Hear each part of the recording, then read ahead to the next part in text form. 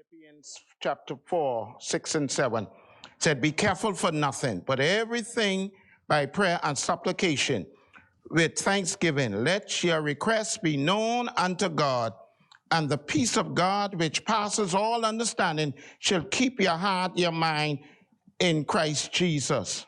This morning we thank God for the budget, and I believe, God, that big things are gone this morning, like the young people say.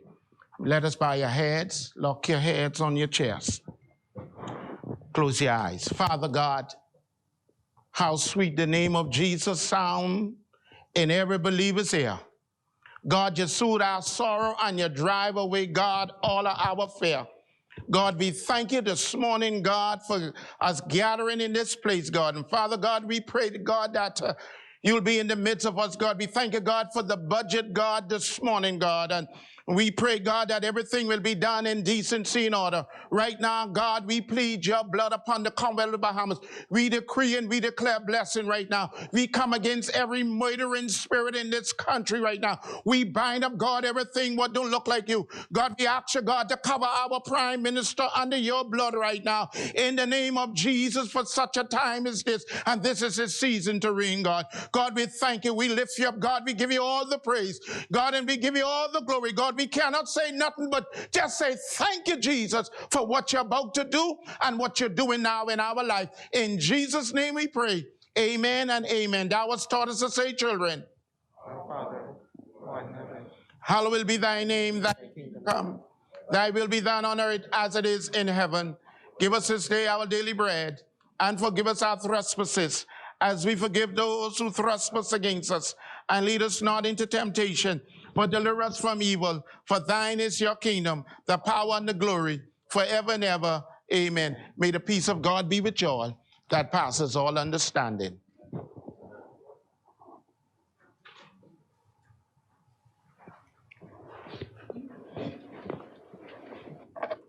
Philip Davis, Chester Cooper, Fred Mitchell, Glennis Hannah Martin, Obadiah Wilchcomb, Alfred Sayers, Dr. Michael Darville, Clay Sweeting, Keith Bell, Wayne Monroe, Vaughn Miller, Jobeth Colby Davis, Ginger Moxley, Mario Boleg, Jomo Campbell, Basil McIntosh, Miles LaRoda, Pia Glover Roll, Lisa Ramming, Zane Lightbourne, Dr. Hubert Minnis, Jamal Strawn, John Pinder, Marcus Roll, Leon Lundy, Kirk Cornish, Wade Watson, Leonardo Lightbourne, Leslie Miller Bryce, Leroy Major, Sylvanus Petty, Mikel Barnaby, Michael Pintard, James Kwesi Thompson, R.M. Lewis, Shannon Don Cartwright, Adrian Gibson, Adrian White. Good morning, honorable members. Good morning, honorable members. This is our first budget debate together. Indeed, it's going to be mine. But it will be the last budget debate that I tolerate lateness. We're going to be on time. I start my house at 10. I pride myself on that. Okay? Other than that, we're going to act accordingly. This is not a circus. You're going to apply to the rules. Anybody getting up and acting out will know the wrath of my chair. Also, put those cell phones either on, turn them off, or put them on mute or silent or whatever you can do with them. But don't let them go off today. Nobody checking messages. Nobody. Please, for Christ's sake, don't look at no video today. Don't let them go off. I have some handsome people at the door that could help you with your bag and your laptops. And if need be, they won't even allow your feet to touch the ground. So, with all that said and done, we're going to follow proper protocols in the House today. We always do the people's business, but this is the people's business that we're conducting. This is what we call the budget debate. We're going to listen. Everybody will have their time to speak. The minimum of 1 hour. I have to sit here and listen to everybody, and the maximum of 2 and 3. So you will have your time. You could agree, disagree. You could do anything you want. Endorse, but you will be respectful. Thank you, everyone. We'll now go down the order of business. Introduction and swearing of new members. Laying of documents by ministers. Statement and communication by ministers. Oh, yes. Huh? Roughneck. Yeah. The chair recognizes the honorable member for Cat Island, Rum Key, and San Salvador. Morning, Madam Speaker.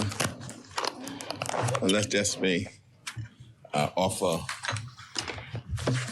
our regret for causing the late start of Parliament this morning. Thank you, honorable member. There are not a lot of moving parts in respect to where I am at this moment, and that contributed to us not being on time. We regret that, and as you said, we hope it will not happen again.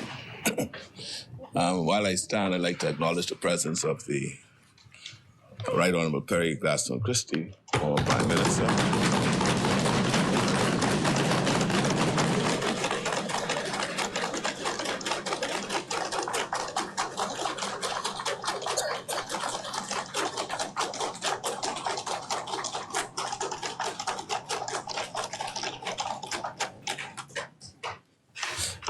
I welcome his presence and support as I present the first budget, true budget, of my administration.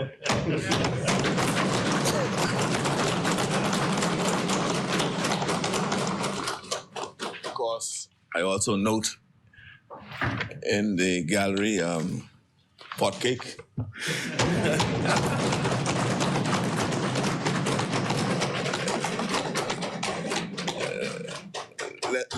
Leslie Miller and the indomitable spirit of Loretta Butler.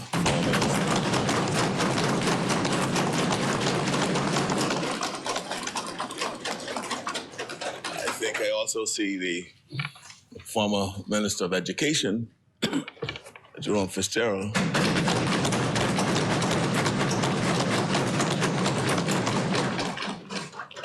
And of course, the Attorney General and the leader of the Senate, Michael Keatis.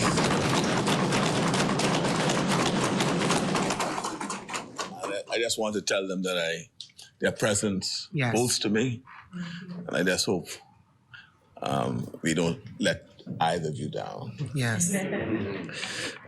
Madam Speaker,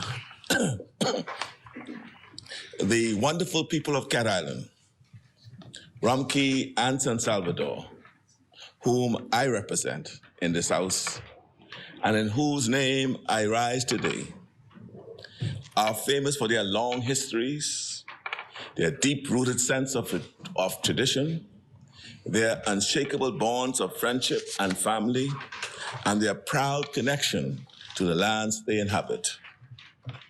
And the most famous landmarks on these islands amplify and echo the spirit and character of the people.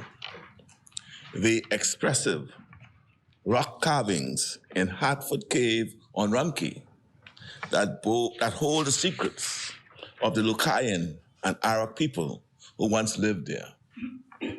The pioneering spirit of Landfall Park, San Salvador, where Christopher Columbus is thought to have first landed, and the sacred peak of the Hermitage on Mount Alvernia, the highest point in our Bahamas, on Cat Island.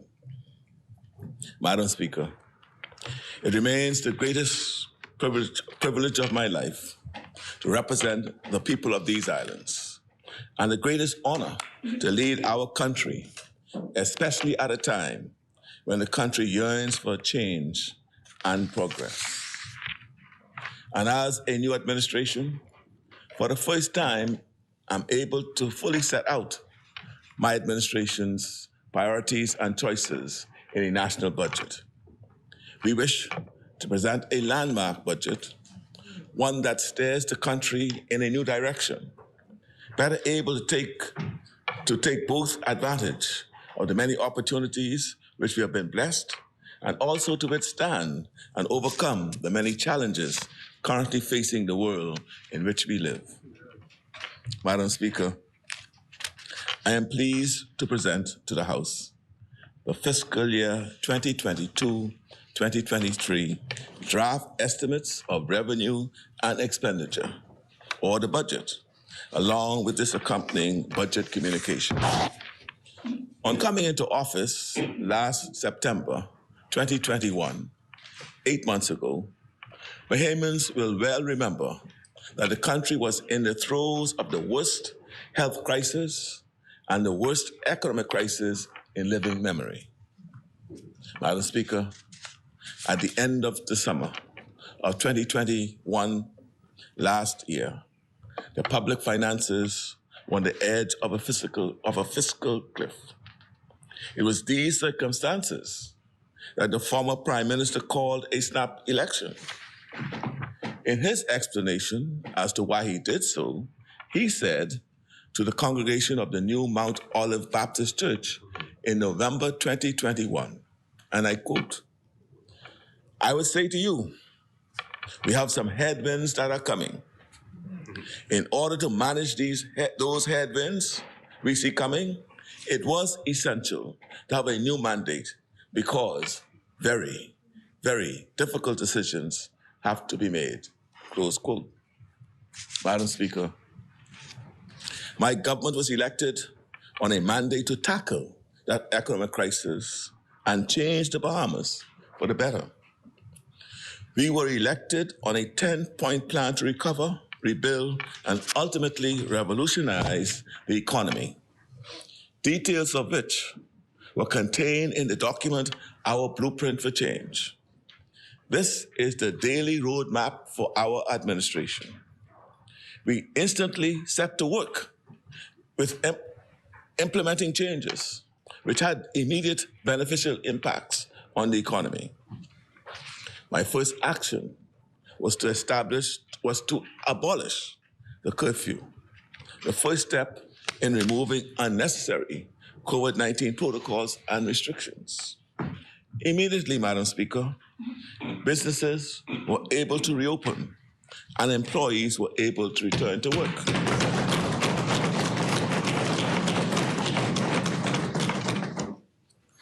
VAT and other revenues, therefore, immediately increased, such that the government's surplus cash balance in October 2021 had improved by nearly $35 million.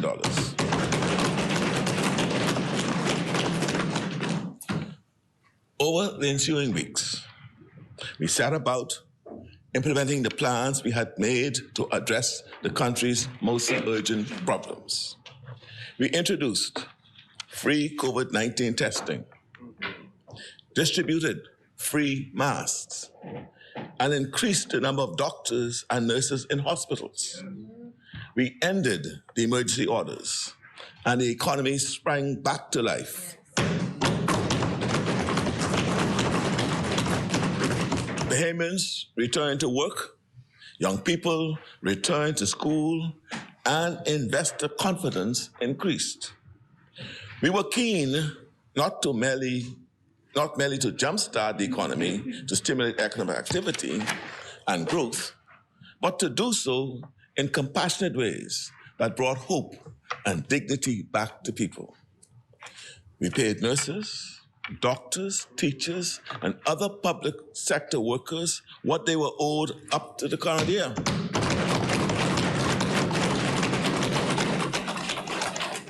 And in December 2021, we ensured that every single Bahamian who was receiving a $100 weekly payment from National Insurance Board received a $500 lump sum payment in December.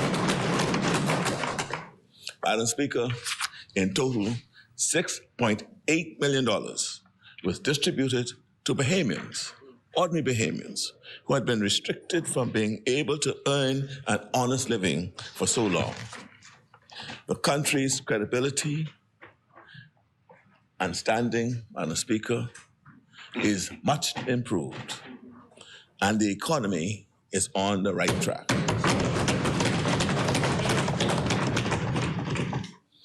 This budget 2022, the way forward, puts us firmly on course to continue to rescue the economy.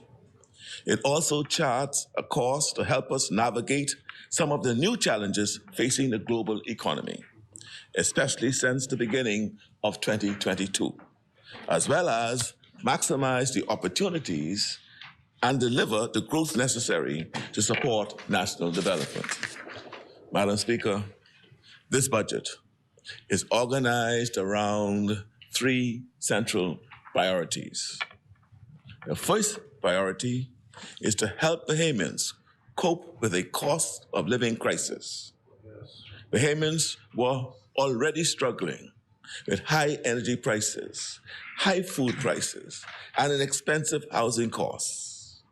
In recent months, geopolitical conflicts and continued supply chain disruptions around the world have caused prices here at home to go up even further, which has put the squeeze on everyone, especially the middle class and the most vulnerable.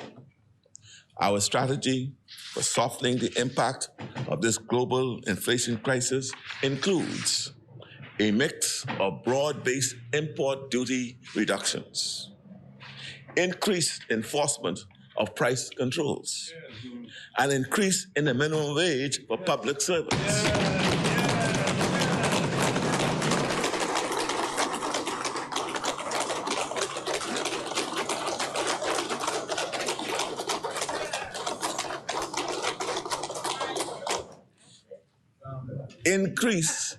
Increase social services assistance.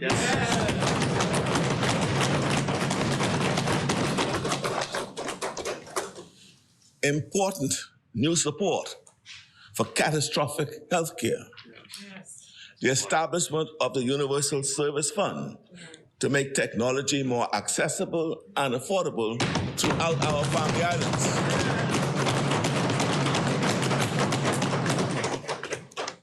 A substantial investment in promoting home ownership. And of course, energy reform to reduce its costs. And we are thinking medium and long term, with significant investments in agriculture to increase the nation's food security.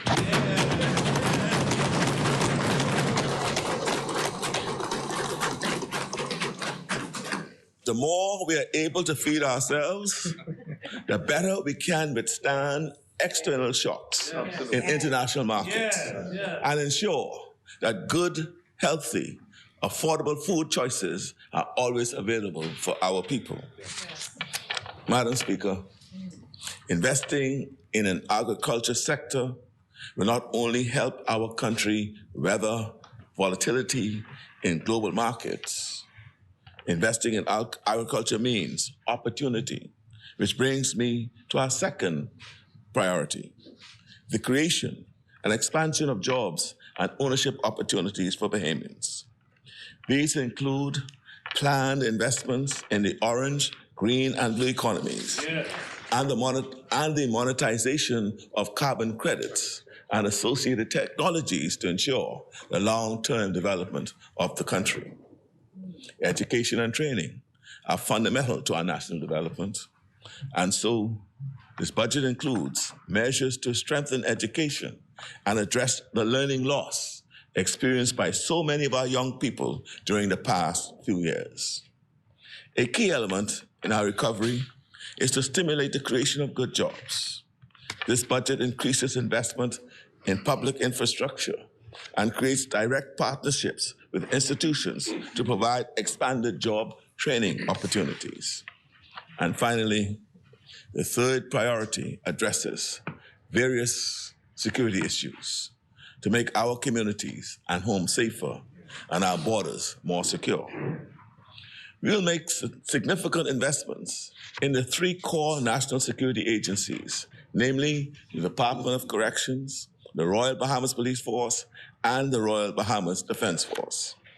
As one of the top 10 countries in the world most vulnerable to climate change, we have already made it one of our top priorities to ensure that our Bahamas is better able to withstand the impacts of rising sea levels, erosion of our coastal and marine resources, and adverse weather events. These considerations are reflected in the budget. Before I go further in this communication, I wish to highlight the fact that even though this budget represents an important part of the government's overall strategy to grow the economy, it does not represent the entire effort. Aside from the allocation of resources from the Consolidated Fund, the government intends to leverage other mechanisms to bolster the economic activity and stimulate job creation.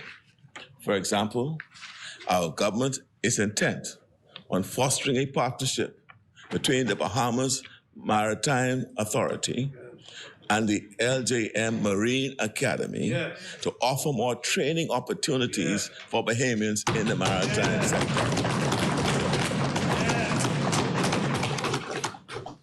While this arrangement will not fully be reflected in a single line item in the budget, this initiative is poised to provide real and significant job opportunities to hundreds, if not thousands, of Bahamians.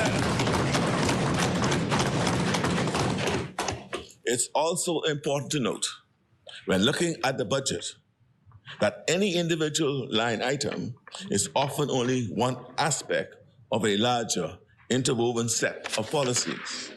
Let me give an example from another area of special focus, which is our support for small businesses. Part of the core ideology of our party is to support small businesses' development, because we view this as an extremely effective means of empowering the majority of citizens in this country. During our previous terms in office, we created the Bahamas Development Bank, the Bahamas Agriculture and Industrial Corporation, the Venture Capital Fund, and the Small Business Development Center. We have committed $50 million per annum to small business development through these various institutions. We still hold fast to this commitment. We believe that these institutions will be leading this effort, especially the Small Business Development Center, which has unused loan resources, and the Bahamas Development Bank, which is in discussions with the Caribbean Development Bank to receive substantial funding.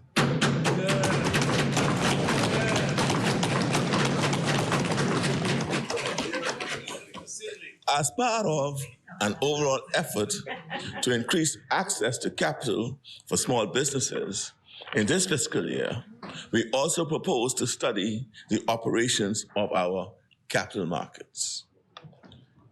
We recognize that more will be said about the capital markets during the course of the debate. We recognize that $50 million on per annum basis is just a portion of the required funding that small businesses need to grow this economy. With commercial banks lending focused primarily on the consumer market, we have to create other avenues for small business financing, and we think the capital markets industry could do that. In partnership with the Central Bank of the Bahamas, we also propose to increase efforts to increase the circulation and use of the sand dollar. We believe it is a great tool which will help to reduce the transaction costs many small businesses face when handling cash.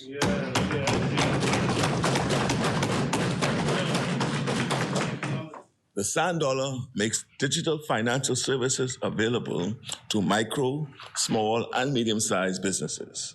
That will also make transactions for those businesses faster and more secure. Taken together, Madam Speaker, our support for maritime training and for the development of small businesses is substantial. However, it is impossible to fully understand this without referring to several areas of the budget. Investment and support in these two important areas of national development are reflected across a number of lines in the budget, and so should be interpreted accordingly. Madam Speaker, For the remainder of this communication, I will first highlight additional key priorities of the government.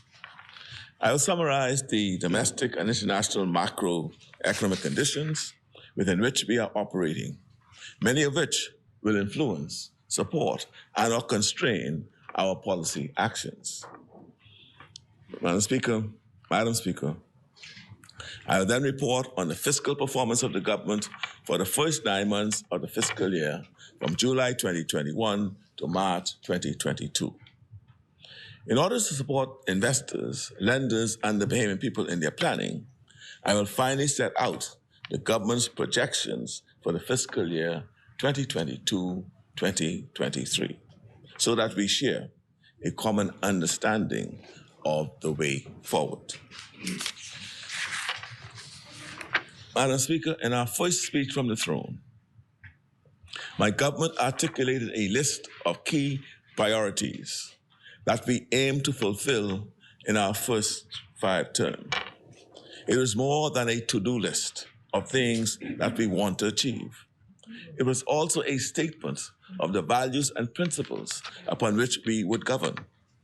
We called upon every sector of the community to partner with us in order to achieve national success. We promised to be fair and inclusive and to operate at the highest standards of integrity. We promised to restore competence to governance, to be compassionate in all our dealings, and to govern in the interests of the many and not just the few. We promised to be transparent, open, and accountable in our decision-making and actions. These are the values and principles which we hold dear, Madam Speaker, which remain the guiding lights of our administration. I believe that one of the most tangible expressions of our commitment in this regard is to be found in our weekly press conferences and in our engagements with the media and members of the public. Because of this new openness and desire for public participation, we hope that this budget exercise prompts many voices and contributions from a wide cross-section of the Bahamian public. In respect to the specific commitments made in the speech from the throne, I'm happy to report that we have already fulfilled many of these goals and are making substantial progress on others.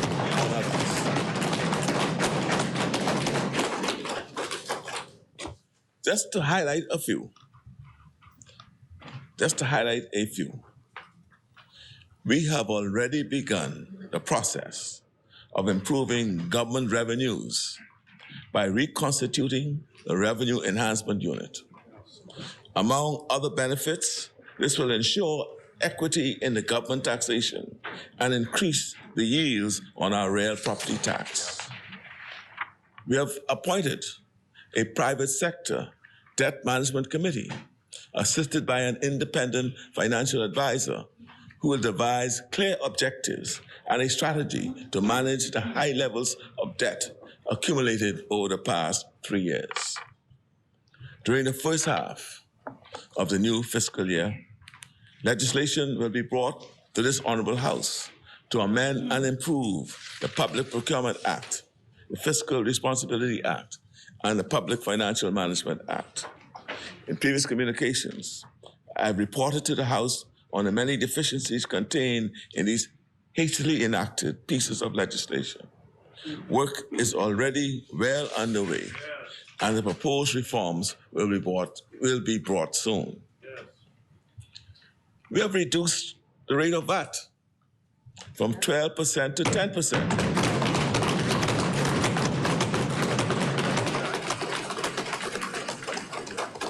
Across the board.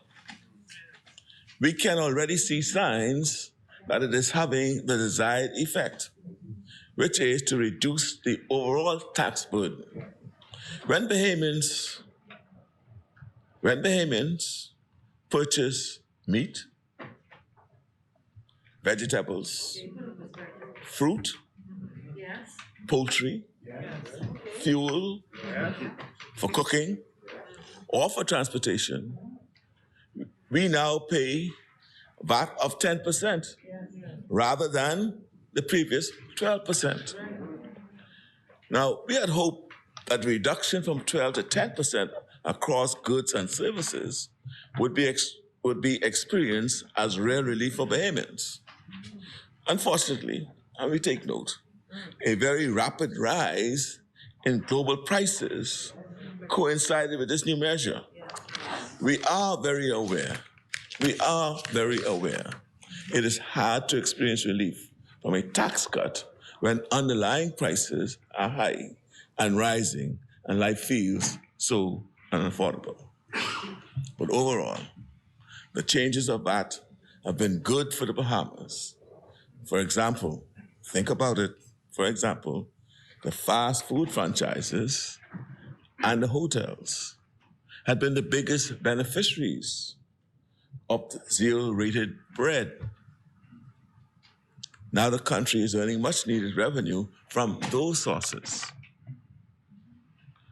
Continuing the list of achievements from the promises made in the speech from the throne, as you will soon hear, work has already begun to increase the share of renewable energy in the country's energy mix to achieve the target of 30% reliance on renewables by 2030.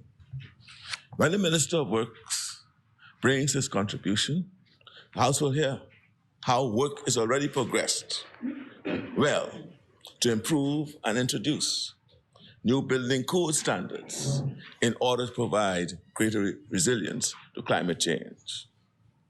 As a matter of priority, we have already accelerated investments in the agriculture sector to improve food security and reduce our reliance on imports, a point that the Minister of Agriculture will further expand during his contribution. Other notable goals already fulfilled from the speech from the throne also include legislation which has already been enacted to allow the Bahamas to monetize its natural resources in the form of carbon credits. The Merchant Shipping Bill, which has been enacted and is already leading to improvements in that sector. We have improved relations with international partners and now have a fully crafted trade policy and strategy to increase trade opportunities. Our diplomatic corps has been strengthened, and the Bahamas is already benefiting from the appointments of new cultural and trade ambassadors. Madam Speaker, we have already relaunched our Sports in Paradise initiative to diversify our tourism product and have already secured a pipeline of sporting events, such as the Babe Ruth Caribbean Championships that's going to be held soon. Senior citizens are already enjoying the benefit of increased pension support, which has been augmented to allow for increases in the cost of living.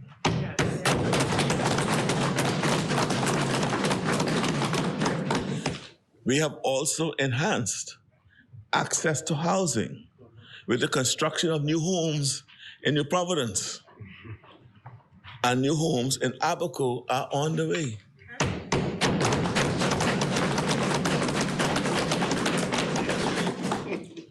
Improved training and better career opportunities are already being made available to members of the public service, which is enhancing and streamlining service delivery for the benefit of the public. We are also putting into practice our commitment to inclusive governance. As an example, just 2 weeks ago, I hosted the first business roundtable with key leading business leaders from various sectors of our community. Added to all this, Madam Speaker, there is new hope on the horizon for Grand Bahama.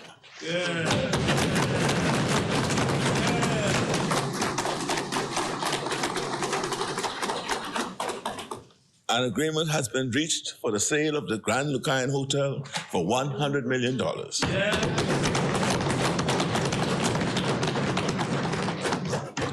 The renovations are estimated at $300 million, and once completed, the project promises to provide 2,000 construction jobs and approximately 1,000 permanent jobs. Ground has also already been broken for the construction of a new cruise port in Freeport.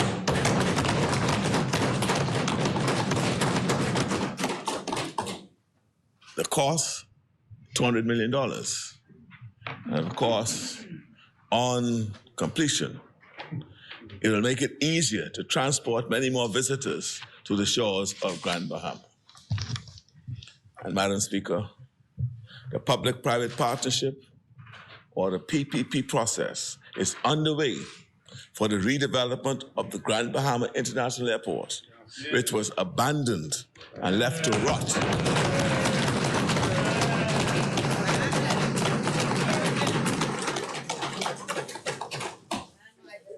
Abandoned and left to rot since Hurricane Dorian almost 3 years ago.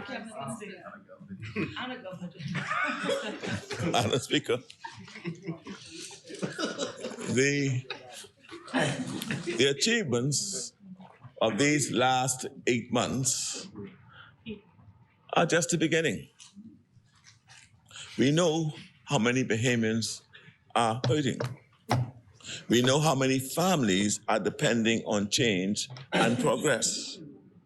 We are only getting started. Yes.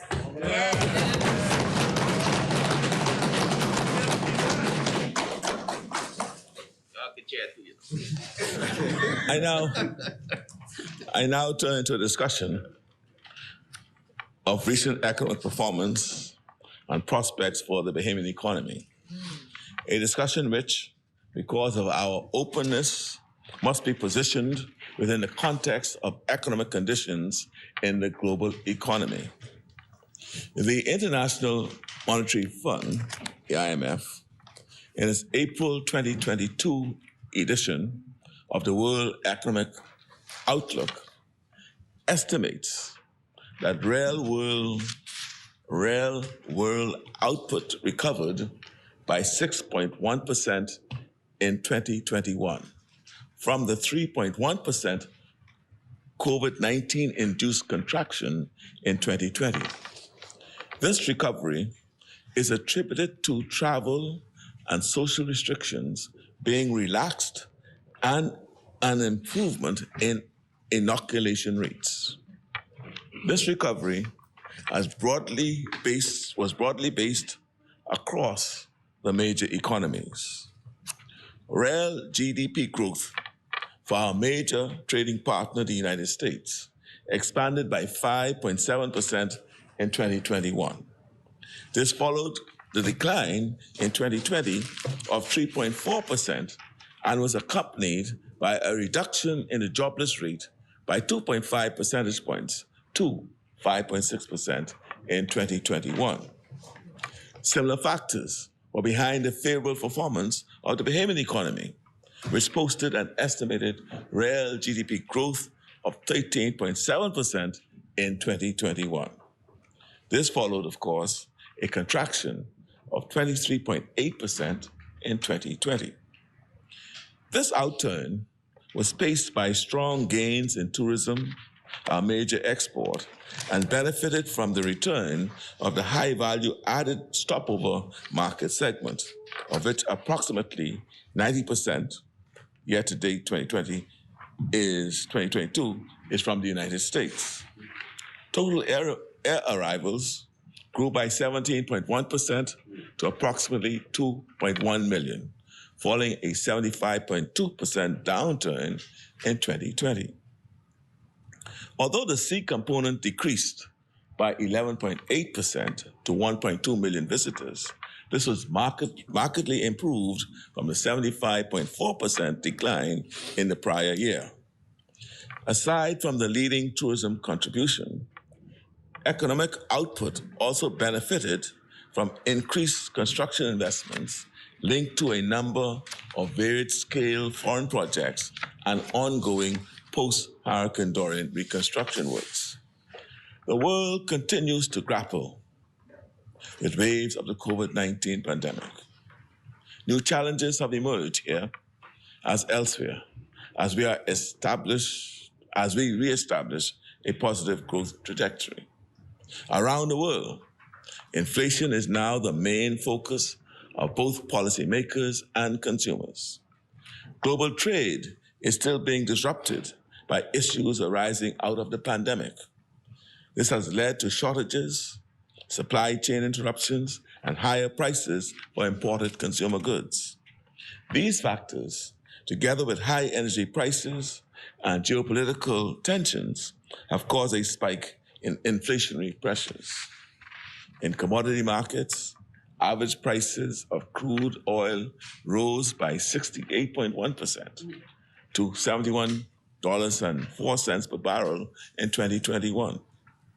According to the United Nations Food and Agriculture Organizations, the FAO, growth in the overall food price index advanced by 28.1% in 2021 from the 3.2% growth in 2020.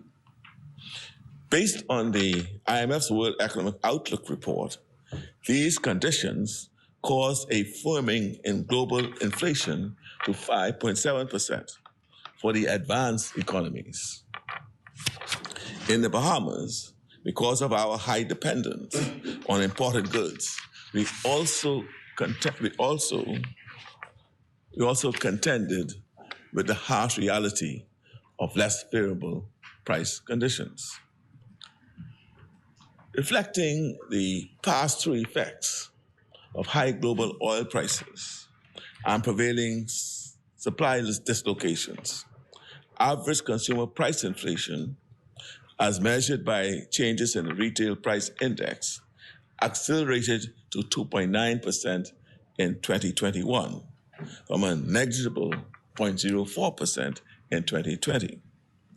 A key component was the firming in the average per gallon prices of both gasoline and diesel by 8.1% and 33.9% to $4.39 and $4.91 per gallon, respectively, which previously declined by 10.9% and 15.3% in the year before.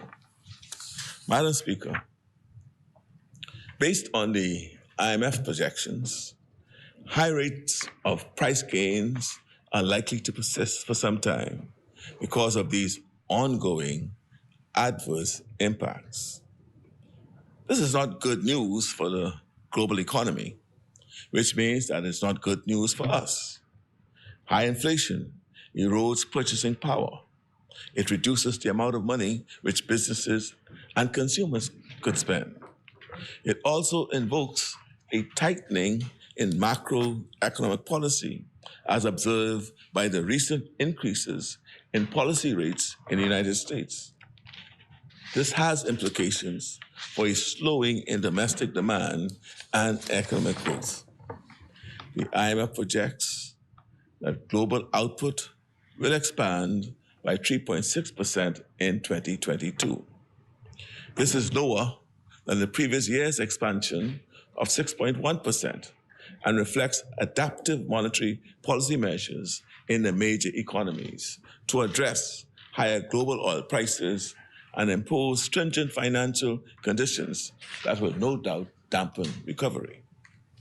Madam Speaker, notwithstanding the risks, the outlook for a tourism-based economy such as ours remains encouraging.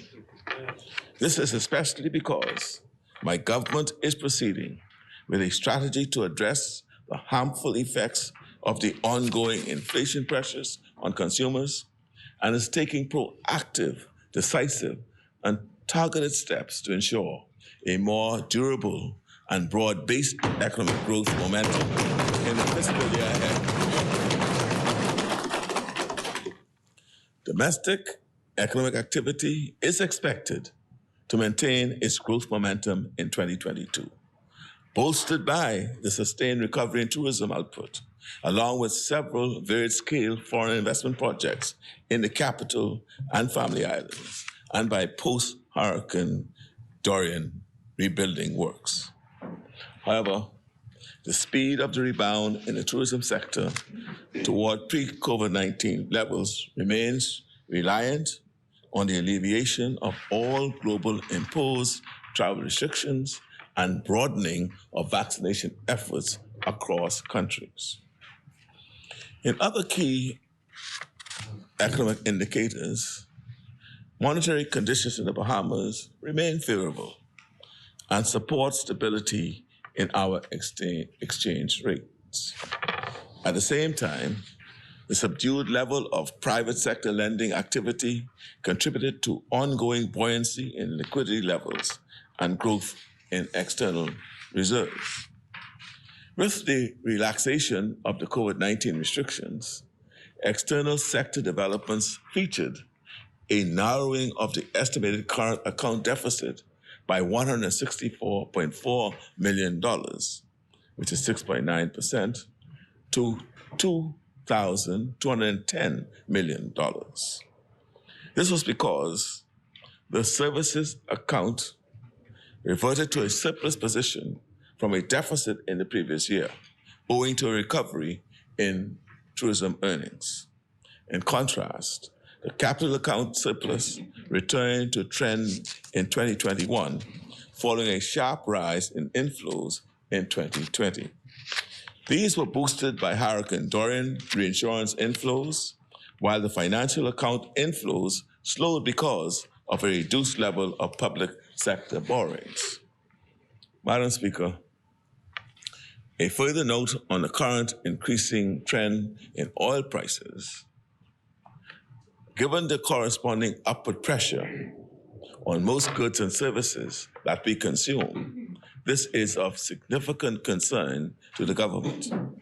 My government is committed to alleviating and addressing in a more sustainable manner the firming trend in global prices, including the impact of higher fuel prices on electricity costs. I'll speak to these measures later in my communication. The Minister of Works will also elaborate on the plans of BPL's board and management to secure greater operational efficiency. This will be achieved in part by leveraging independent power providers to bring to the Bahamas generation powered by solar power or natural gas. Our commitment to energy reform and lowering the cost of electricity to Bahamians across the board is more than just talk. The government shortly, on coming to office, appointed a Cabinet Energy Subcommittee that has been focused on advancing our commitment in the blueprint for change to transform LNG power generation. The subcommittee is advanced in discussions with providers to develop an LNG bunkering facility, the LNG conversion of our generation, and incorporating solar solutions. It is expected that these initiatives will keep the long-term average cost of electricity below 20 cents per kilowatt hour, which is at least more than 20% reduction from the current levels. We look to have a definitive agreed framework this fiscal year to announce to the Bahamian people. Our fiscal performance 2021-2022. Madam Speaker, I now turn to an examination of the fiscal outlook for the year 2021-2022, beginning with fiscal performance for the first 9 months of the fiscal year. These operational trends to date provide the basis for our revenue and expenditure forecast for the upcoming year and over the medium term. During the first 9 months of the financial year 2021-2022, total revenue increased by $617.6 million, or 50.2%, to $1,847.3 million as compared to the previous year.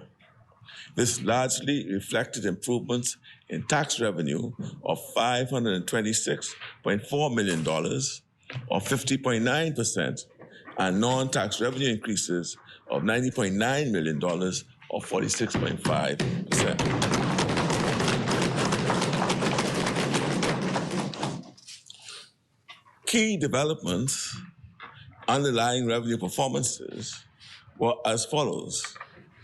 Property taxes collections increased by an estimated $9.8 million to $96.6 million. Notwithstanding the reduction in the nominal rate of VAT from 12% to 10% in January 2022, VAT receipts increased by $366.3 million.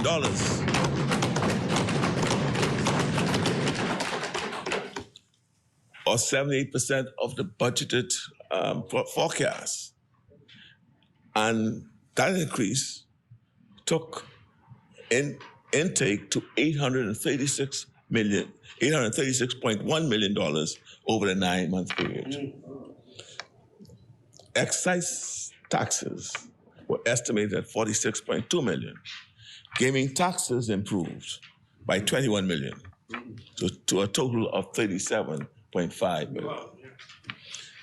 Taxes on international trade and transactions broadened by $183.5 million to $346.6 million and 83.1% of budget. The improved trade tax performances is largely explained by increases in customs and other import duty collections of $46.7 million to $180.9 million, and improvements in the patcher tax collections of $42.8 million to $48.7 million.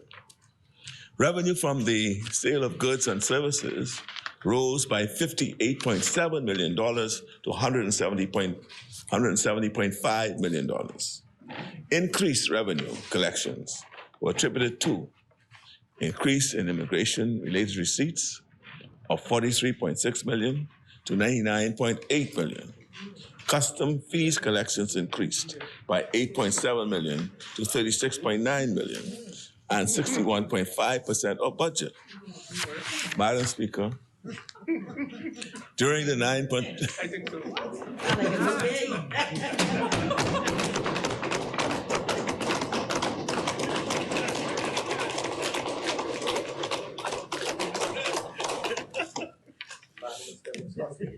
During the 9-month period of the fiscal year 2021-2022, outlays for recurrent expenditure expanded by $80.7 million, or 4.2%, to a total of $2,021.5 million as compared to the same period in the prior year, representing 70.2% of the targeted spend. Compensation of employees increased by $24.4 million to $538.3 million, largely owing to the resumption of promotions, staff reclassifications, payment of increments, and other employee costs which were delayed for years.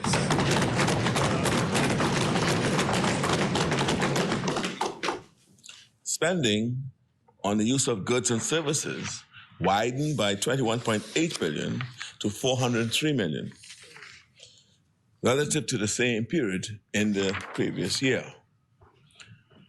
This is due to rental costs rose by $7 million, driven by the payments of arrears to private sector landlords of $2.9 million and to the National Insurance Board of $5.3 million. Spending on services were elevated by $34.1 million due to unbudgeted expenses related to the COVID-19 response and outstanding health insurance premiums. Conversely, finance charges contracted by $37.4 million to $15.4 million, primarily due to reduce outlays related to government debt financing and foreign exchange hedging activities. Public debt interest payments widened by $69.7 million to $333.8 million, reflecting from the elevated levels of borrowing since the onset of the COVID-19 pandemic. Government subsidies, which include transfers to government-owned and/or controlled enterprises that provide commercial goods and services to the public, also increased by $21.3 million to $351.3 million. Subsidies to public non-financial corporations were higher by $25.3 million at $335.9 million, owing to the unwinding of certain COVID-19 support programs. Pension and gratuity payments increased by $17.8 million to $129.9 million, which is 70.9% of budget. That's due to the government's promise and delivering of the cost of living adjustments for pensioners as outlined in the 2021-2022 supplementary budget. During the first 9 months of the fiscal year, capital spending contracted by $7.8 million to $160.1 million, mainly reflecting the reduction in the extraordinary COVID-19 related support to small and medium-sized businesses. Based on revenue and expenditure activities, the overall fiscal position for the 9 months to March 2022 recorded an estimated deficit of $334.3 million, which was $544.8 million below the same period of the year prior, and only 38.9% of the forecasted deficit. To finance operations, government net debt increased over the 9 months by $677.4 million, resulting in a total direct charge or direct claims on government at the end of March 2022 of just over $10.5 billion, or 87.5% of GDP. This represents a significant decline from the position at the end of June 2021. The government's debt ratio was 101% of GDP June 2021. I'll say that again. At the end of June 2021, debt was at 101% of GDP, and now we are at 87.5%.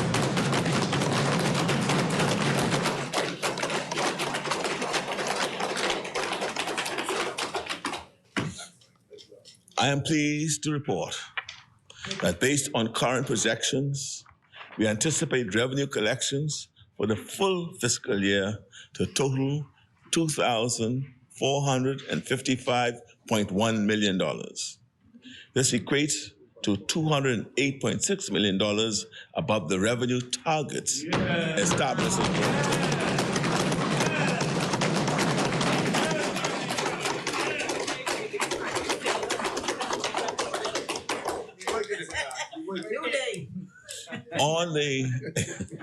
On the expenditure front, current trends suggest total recurrent expenditure will settle at an estimated $2,731.7 million and capital expenditure at $230.6 million.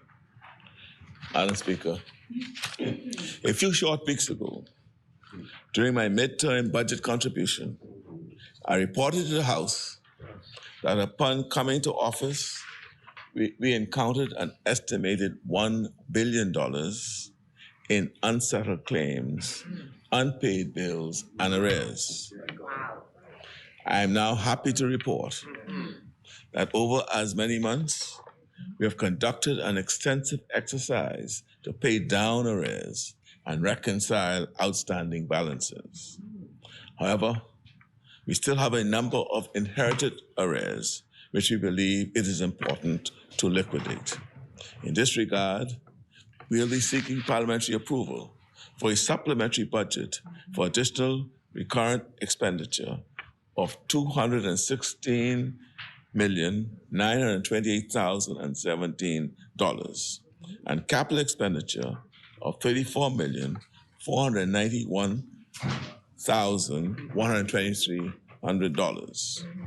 These balances are owed to hardworking women and men who have given their time, energy, and resources to contribute to the development of this nation. And months later, they still haven't been paid. This harmful practice cannot be allowed to continue. These outstanding balances include $56.7 million owed on insurance for the public servants. Wow, that's right. Yeah. $45 million in arrears owed to Water and Sewage Corporation to settle balances to vendors. $30 million for the completion of the Andre Rogers Baseball Stadium. $19 million in outstanding payments owed to Doctors Hospital for COVID-19 emergency support. $6.4 million in outstanding rent payments. $6 million in outstanding legal claims, and $4 million for the restoration and refurbishment of public clinics. Just as our recently established credit bureau encourages citizens to make timely payments, so too must we in government be timely in paying our bills. In short order, Madam Speaker, in short order, we will bring to this House amendments to the Public Financial Management Act that will help to address these challenges. Going forward, the new PFM Act will allow all tax arrears collected to be deposited directly into the sinking fund. These funds will be directly earmarked to the settlement of debt, because in many cases, we would have already borrowed to settle those arrears. This amendment would increase fiscal discipline, as future governments will not be able to rely on arrears to fund current expenditure.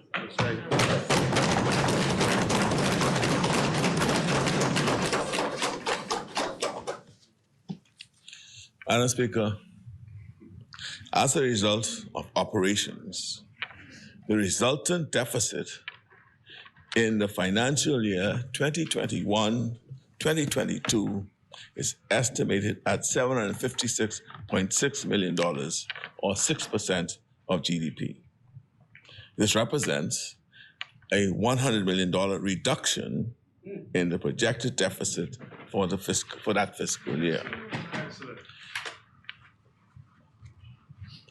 Madam Speaker, notwithstanding the increasing, challenging global environment, my government remains confident that the way forward which we are charting for the benefit of our country and the Bahamian people will secure our national development for the years to come. And so, I will now set out a number of key policy initiatives which we will be pursuing in the coming fiscal year. As I said earlier in this communication, this budget is focused around three themes of priorities. Firstly, efforts to cushion the impact of increases in the cost of living currently being driven to new heights by global economic price forces. Secondly, to implement frameworks to grow the economy and expand opportunities for Bahamians. And thirdly, measures to enhance issues relating to the long-term security of our country. I shall begin by highlighting the expenditure proposed in the budget. I shall begin by setting out our expenditure relating to reducing the impact of rising costs. We have included amounts for pay increases for most public officers. This is because we recognize that the public officers have not had a general salary increase since we were last in office.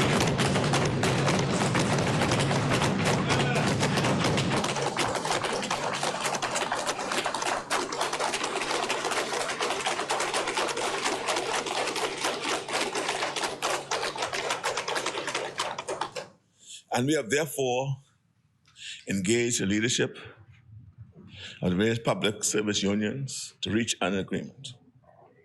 At this time, we also like to announce the full reinstatement and payment of all outstanding increments.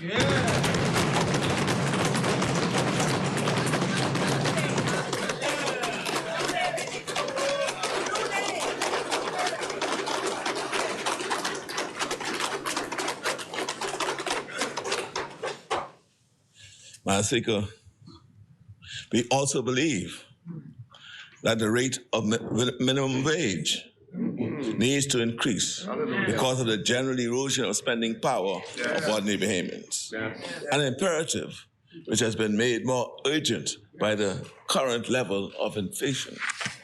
To this end, we have submitted a proposal to the PSU to increase minimum wage in the public sector with incremental increases starting in July.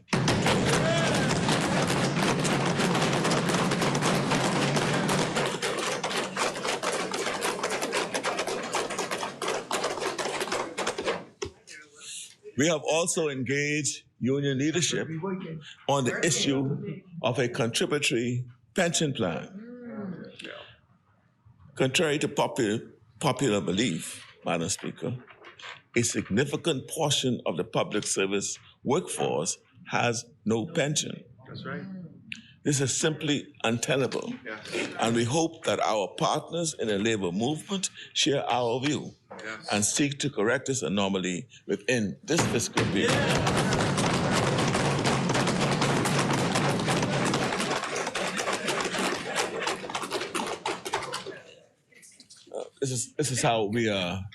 These are our initiatives to help to ease the burden of the increasing cost of inflation.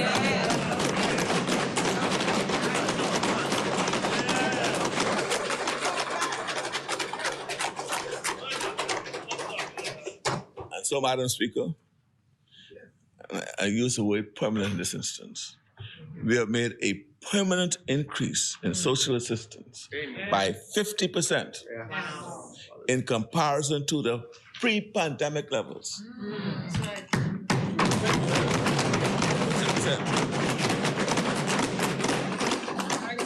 This increased assistance is to be disbursed through the reintroduction of a conditional cash transfer program, which was commonly referred to as the RISE program.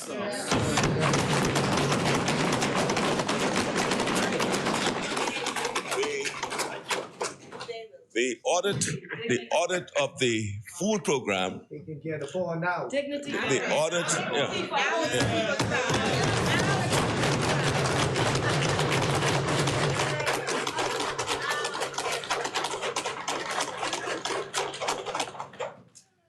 The audit of the food program, recently tabled in the House, showed that there was no accounting for a sizable portion of the funds allocated to assist citizens during the pandemic.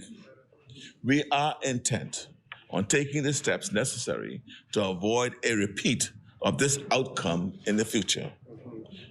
We have also increased funding for NGOs by 10% across the board and have provided allocations to the 2 feeding programs headed by Bishop Walter Hanschel and Bishop Lawrence Rowe.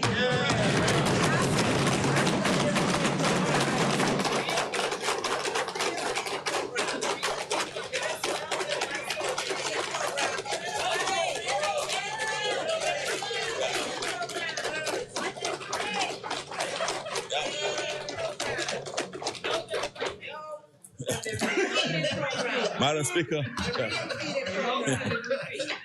Madam Speaker, Bishop Hanschel and Bishop Roll have provided meals throughout the pandemic.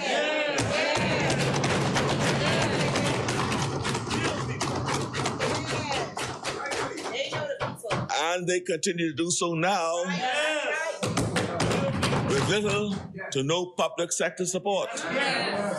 I'm sure the whole House will want to join me in thanking Bishop Hanschel and Bishop Roll, who, with such little support, fed thousands of people.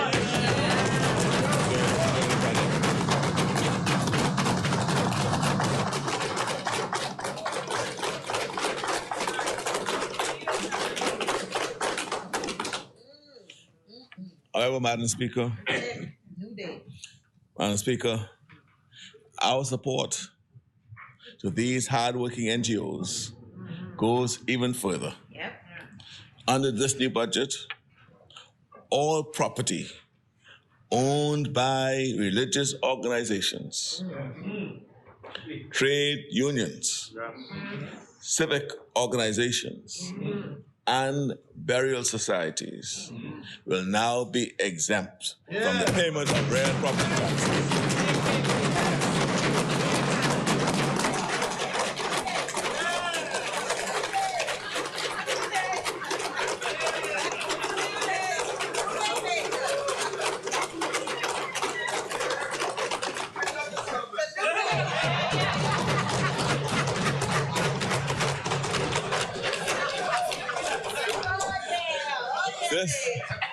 Madam Speaker, this reduction in taxes will put money back in the pockets of the entities to allow them to further their reach in their communities.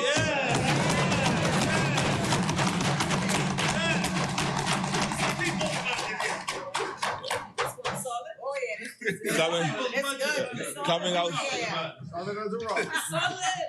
out of the pandemic, Madam Speaker, coming out of the pandemic, one of the glaring critical national needs, which can no longer be ignored, is the need to enhance the level of individual and national health care that's being provided. Madam Speaker, I'm extremely pleased to be able to announce that we have allocated $10 million for catastrophic health care in this budget. This means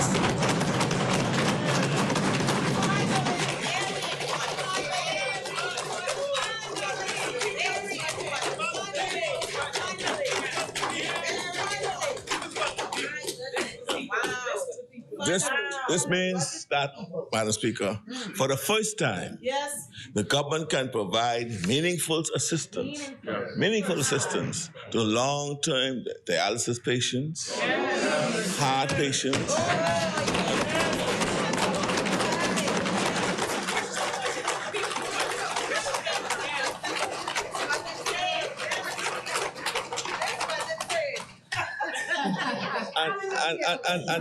and others facing serious medical issues. Yes, sir.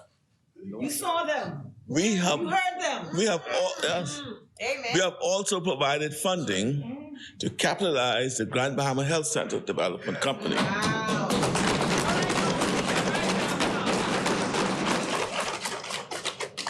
This entity will construct the new Grand Bahama Hospital.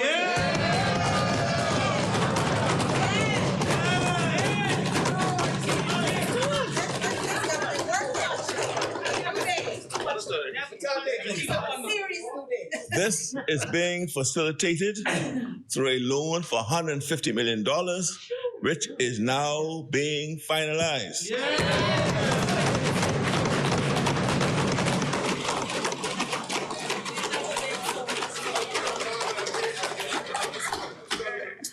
Let me add, Mr. Speaker, subject to agreement with the various unions, Madam Speaker, we have also provided funding to increase the salary of teachers.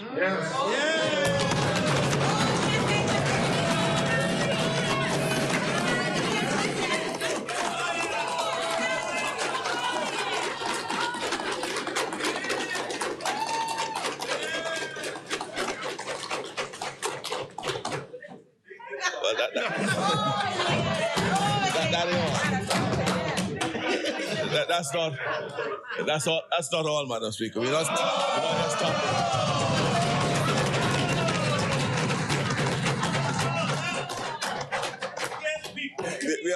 We have provided funding to increase the salary of teachers, but we have also provided funding to pay what I call a retention bonus to teachers and nurses.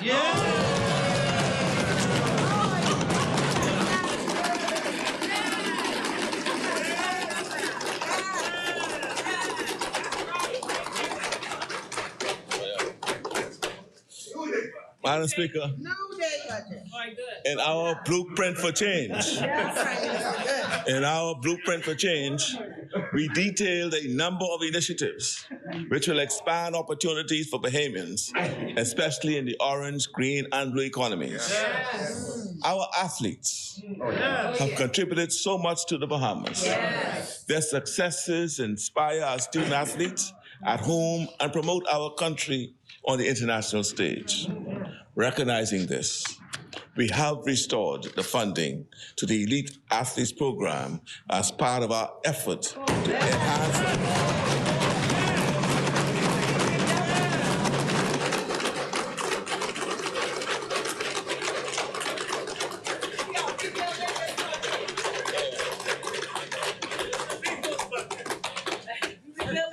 Yes. See, and this effort is to enhance our support for our athletes and sporting programs, which it deserves. We have also included $1 million to facilitate the hosting of CRIFTA next year, which is also the funding and for funding our bid again to host the World Relay Games. And we have funding to support the return of the Bahamas Games.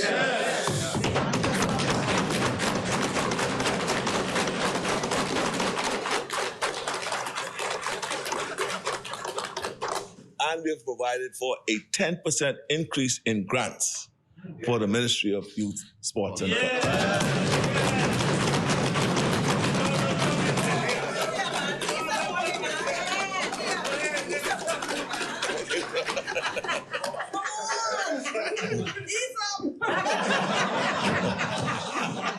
That's what we are for, man. I finished yet, you know. We have increased the allocation to urban renewal by an additional $500,000.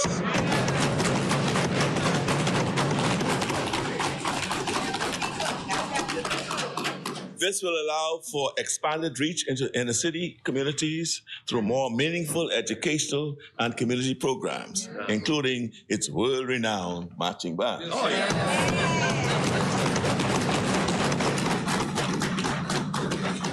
We have provided adequate funding for the activities surrounding the 50th anniversary of our independence. Oh, yeah. For many years, Madam Speaker, our creative communities have emphasized the need for a national school for the creative and performing arts. Yes. Madam Speaker, this coming year, we are taking active steps to make this vision a reality. Yes. And in the coming months, we will be making more specific announcements in this regard. Yes. We go to expenditure, security. I've already spoken to the increased investments we are making in the national security services. To make our communities safer, we are also investing in our efforts to combat crime by investing in the construction of a new prison complex using a public-private partnership vehicle.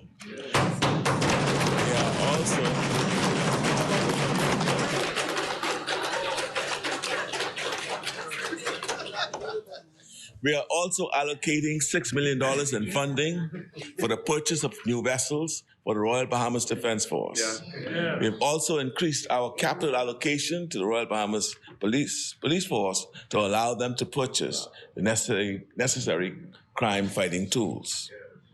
Turning to the wider issues of security, Madam Speaker, we have increased the funding related to food security.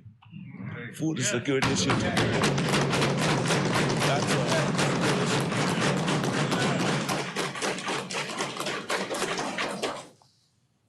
and increased our direct support to farmers, because growing a greater share of our own food will dampen the impact of inflation.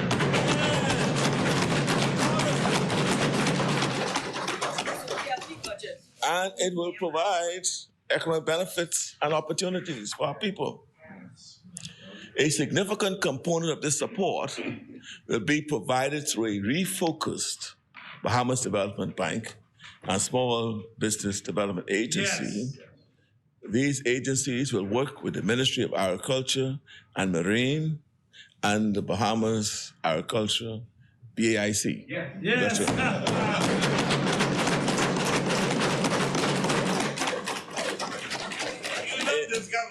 In providing that support. Very sexy. Yeah. We have allocated 10% of we need to hear this. Yes, yes. Because, I'm a family island fella. There you go.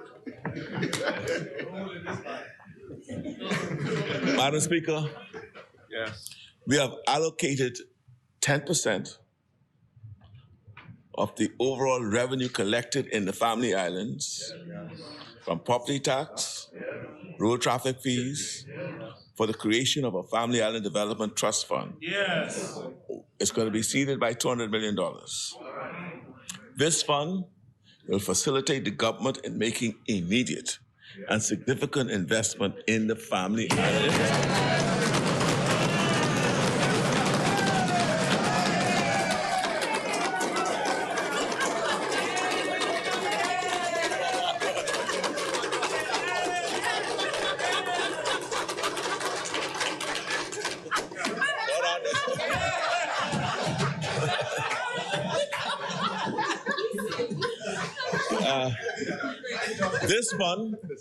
This fund would be a sub-fund of the National Infrastructure Fund.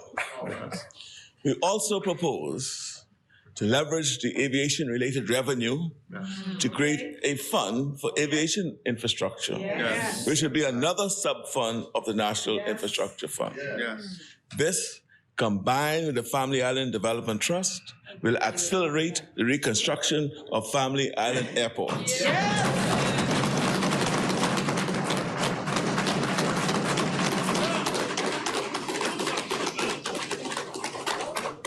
This intervention, these structures will end the practice of Family Island infrastructure improvements being made a lesser priority than infrastructure improvements in the province.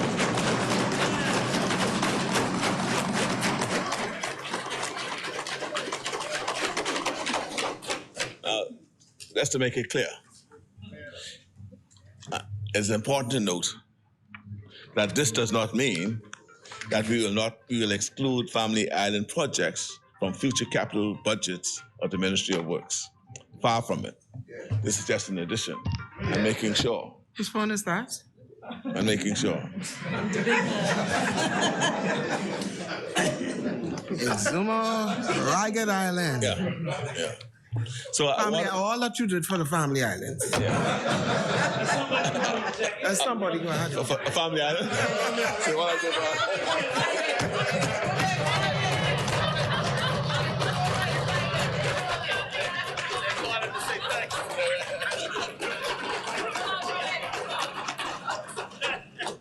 So people call it to say thanks, you said.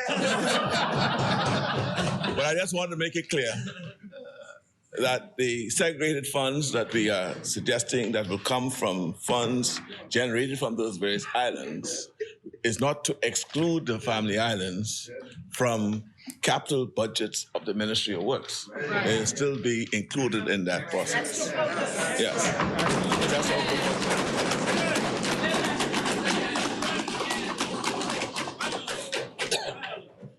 all it means is that the Family Islands will have their own dedicated fund to ensure that they keep pace with national development.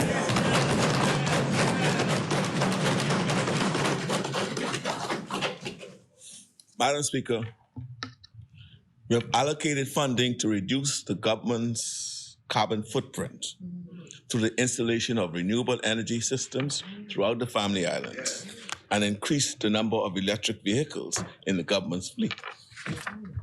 I am pleased to advise that this ambitious agenda is being funded without any general increases in taxes or rates.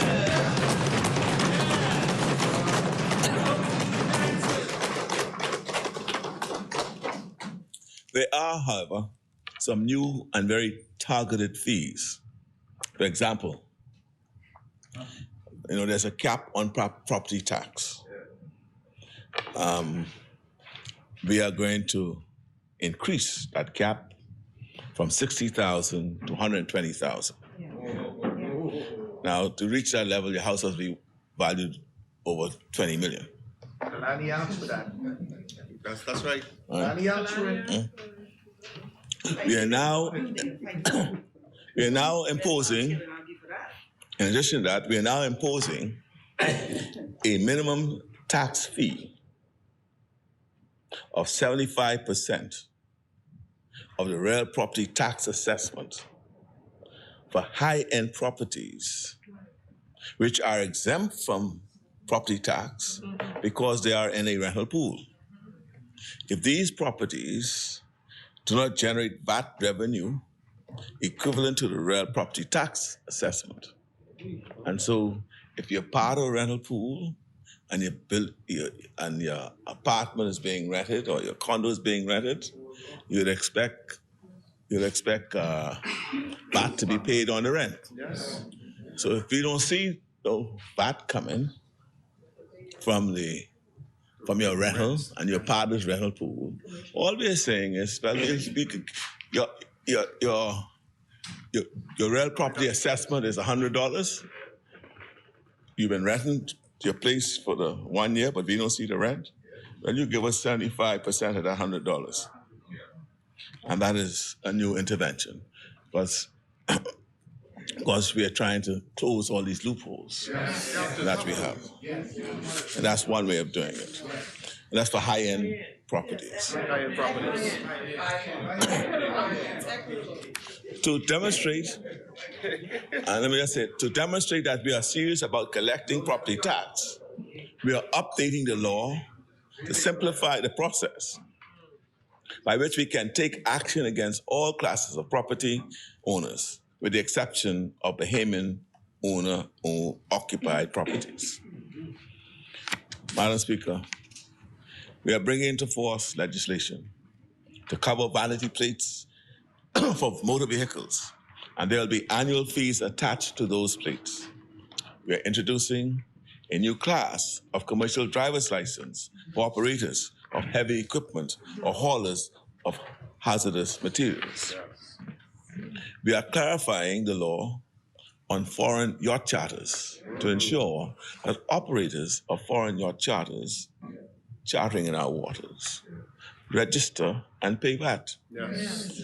Operators will therefore now be subject to the stringent policies of the VAT Act. We are also introducing business licenses for financial service providers and reintroducing business license fees for commercial banks. To ensure equity with insurance companies, we are eliminating the premium tax and are now requiring insurance companies to pay business license fees. Madam Speaker, we are increasing royalty fees for the export of seafood, and we are also formally prohibiting the export of conch in commercial quantities in order to encourage sustainable fishing of this precious resource. We are also implementing a service fee for those individuals who want to obtain their passport within 3 hours. Madam Speaker, our emphasis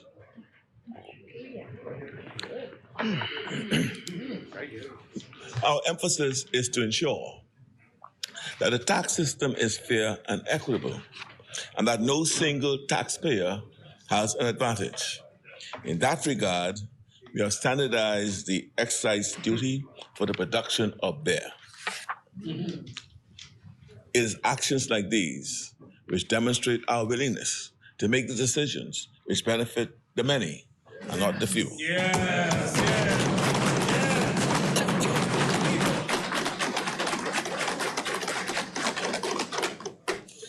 In this budget, we've also sought to introduce revenue measures to do the following: lower the cost of living, lower the cost for acquiring property and homes, and to encourage investment in key sectors. To achieve these goals, in this budget, we have reduced the duty on a significant number of food items to bring relief to our citizens and residents.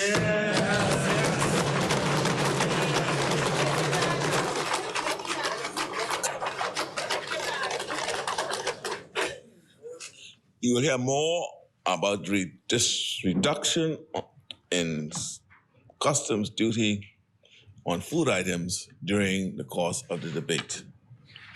We also recognize that an important part of our tourism experience is our unique culinary products, and we need to ensure that the sector remains competitive. We've also therefore reduced the duty on food items used mostly in the restaurant and tourism sector. Among the list of foods are those produced locally, such as chicken parts. Local production of chicken is less than 5% of total consumption. But we want and need to expand local production of all agriculture products. In this regard, the government will provide support to local poultry producers by assisting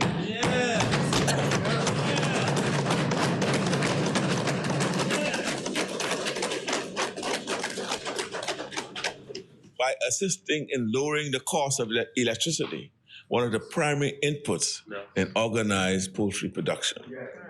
This support is in addition to the increased support being provided by the Ministry of Agriculture and other agencies. For instance, Madam Speaker, we have increased our food security allocation by $1.5 million to aid the provision of greenhouses and other smart technology for food production in the Family Islands, as well as to provide training and capacity building for farmers in the use of more modern technology. In the new budget, we are continuing to provide support to farms by allocating $500,000 to secure broilers and $600,000 in the form of livestock to increase the supply of fresh meats in the marketplace. We are investing $300,000 to restore the feed mill at Gladstone Road.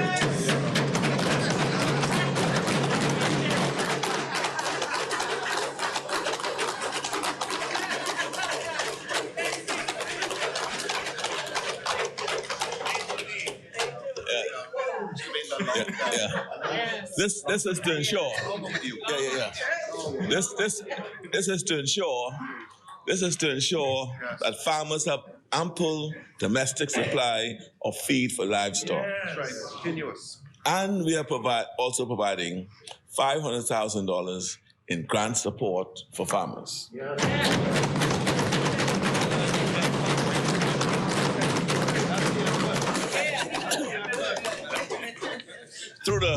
Through the use of modern technology and resources, which we have in abundance, we plan to reduce our food import bills.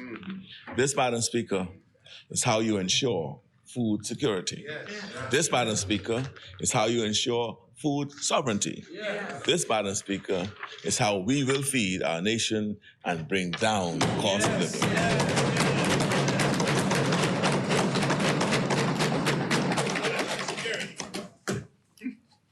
Madam Speaker, we are reducing the duty on roofing materials, plumbing materials, and electrical supplies.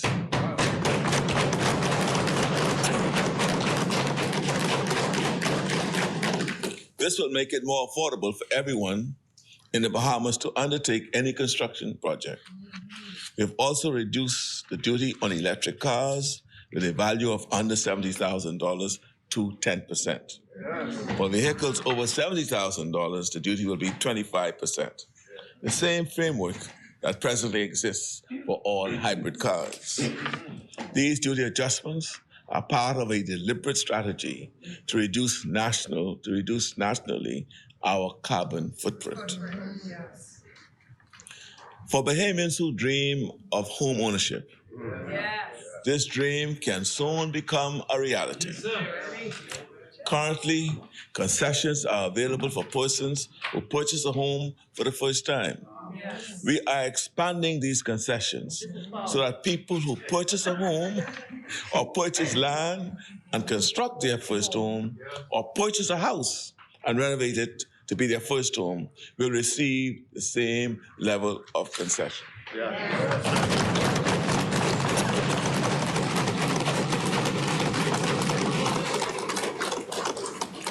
For those who are constructing or renovating their first home, we will refund up to $40,000 in cash for any VAT paid for construction services.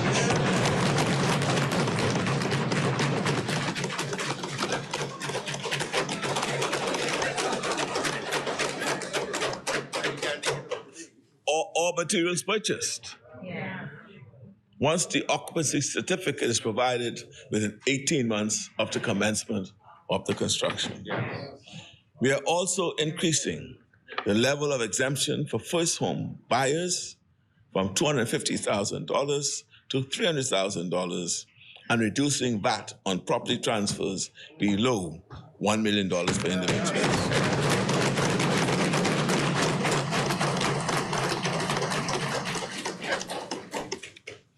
We are increasing the real property tax exemption on owner-occupied properties from $250,000 to $300,000.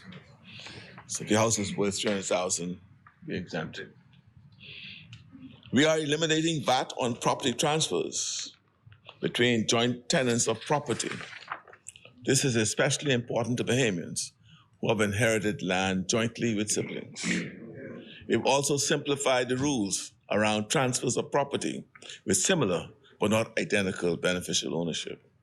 We have, as well, eliminated nuisance fees in the Stamp Act for documents unrelated to the transfer of property or registering a financial instrument. Madam Speaker, we want to encourage investment by Bahamians, which is why we have reduced real property rates for commercial property, which will come into effect for the next 2022 tax year. We have eliminated the duty on telecommunications equipment and established a regime whereby IRCA licensees can benefit from a reduction in their communication fee for investments in emerging technologies such as 5G technology or fiber in the Family Islands. And so what we're doing there, Madam Speaker, is if they invest in emerging technologies in the Family Islands, fiber or 5G, once we know they'll get a discount on their taxes or their duties to enable them to make those expansions, but it has to be in the Family Islands. We have eliminated, Madam Speaker, we have eliminated import duty on lithium-ion and lithium phosphate batteries. These batteries are predominantly used for renewable energy. We have also simplified the process for bringing in renewable energy parts. We have also adjusted the current regime so that Bahamians in the Family Islands investing in short-term rental property in the Bahamas can not only purchase building materials duty-free, but get furniture and appliances duty-free as well.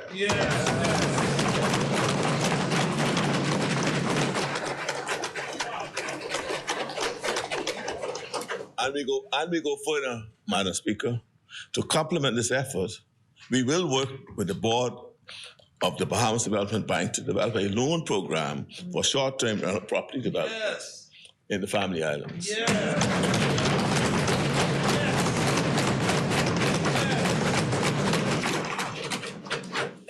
Madam Speaker, this budget also includes funding to comprehensively address the scourge of crime. We need to catch and punish those who break our laws. But we also desperately need more solutions that focus on the prevention of crime so that we can break the terrible cycles of violence that grip our country.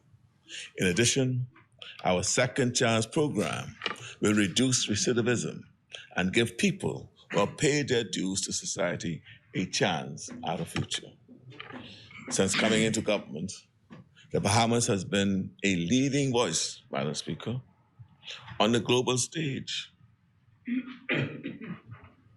addressing the urgency of fighting climate change.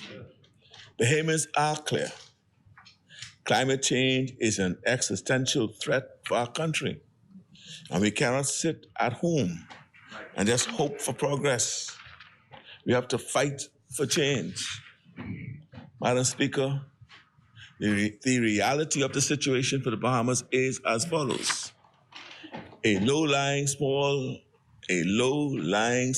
island development state that we are, more than 70% of our land mass is highly vulnerable to the impact of a 2.5-degree increase in global temperatures via its resultant increase in sea levels.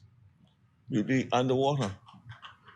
We are in a region that is highly prone to climate disasters, such as hurricanes, which have increased in frequency and intensity over recent years. And given the small size of our nation, we are a minor player in the contribution to global greenhouse emissions, which result in increases in global temperatures. It is for this reason that one of my first actions upon taking the helm of government was to address the General Assembly of the United Nations to reiterate our country's position. I also issued a strong challenge to carbon-producing nations to honor their previous commitments to help us in this fight against climate change. 2 months later, I attended the World Leaders Summit at the United Nations Climate Change Conference in Glasgow, COP26. Our advocacy in these arenas captured the attention of the world, and our voice, influence, and negotiating strength has increased as a result.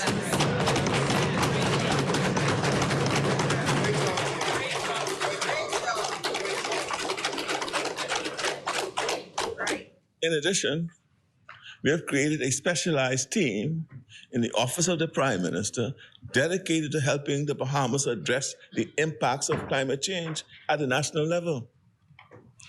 Madam Speaker,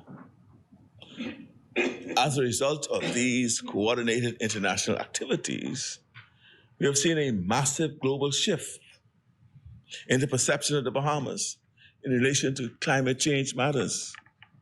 Along with this shift have been tangible results, such as an increase in support for the Bahamas to explore climate-resilient efforts, greater access to research and other opportunities in this area, and, more importantly, greater access to funding to support building resilience in this area.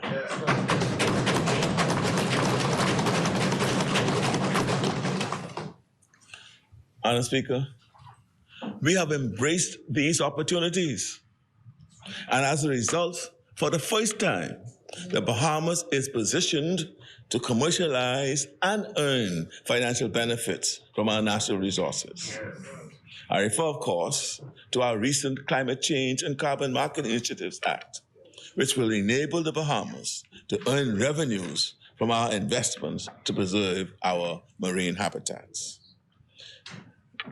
During our recent debate on this matter, Madam Speaker, we went to great lengths to outline the opportunities for the country to earn carbon credits. What we have not stressed enough is the opportunities for education, training, and development for both Bahamians and international students that accompany this. Madam Speaker, however, as we expand our role and presence in the blue economy, there are increased areas for educational opportunities at the University of the Bahamas and international universities to focus on marine and climate change courses. The Bahamian public, investors, and international agencies should know that our plans are part of a well-coordinated effort to ensure sustainability and consistency in our approach to adopting a climate-resilient framework in the Bahamas. In line with international best practice, my climate change advisory team in the Office of the Prime Minister has begun the process of creating a national strategy focused on incorporating best practice in environmental, social, and governance in our long-term investment practices. This strategy will incorporate advice from local and international experts in the field. It will also ensure that the Bahamas is consistent in its application of the principles of climate adaptation and climate mitigation. Madam Speaker, it has long been a major complaint of businesses that a key challenge to the ease of doing business over the years has been the very high cost of electricity, the unreliable supply of electricity, and the limited inclusion of solar technologies in our energy mix. Even despite our abundant potential for solar power and the tools at our disposal to solve this problem. Members may well remember that on the 5th of August, 2020, the government executed a $20 million loan with the Inter-American Development Bank for the reconstruction with resilience in the energy sector in the Bahamas. The objective of the loan was to support the government with the rehabilitation of critical energy infrastructure and restoration of electricity service in the islands heavily impacted by Hurricane Dorian, while facilitating the integration of renewable energy.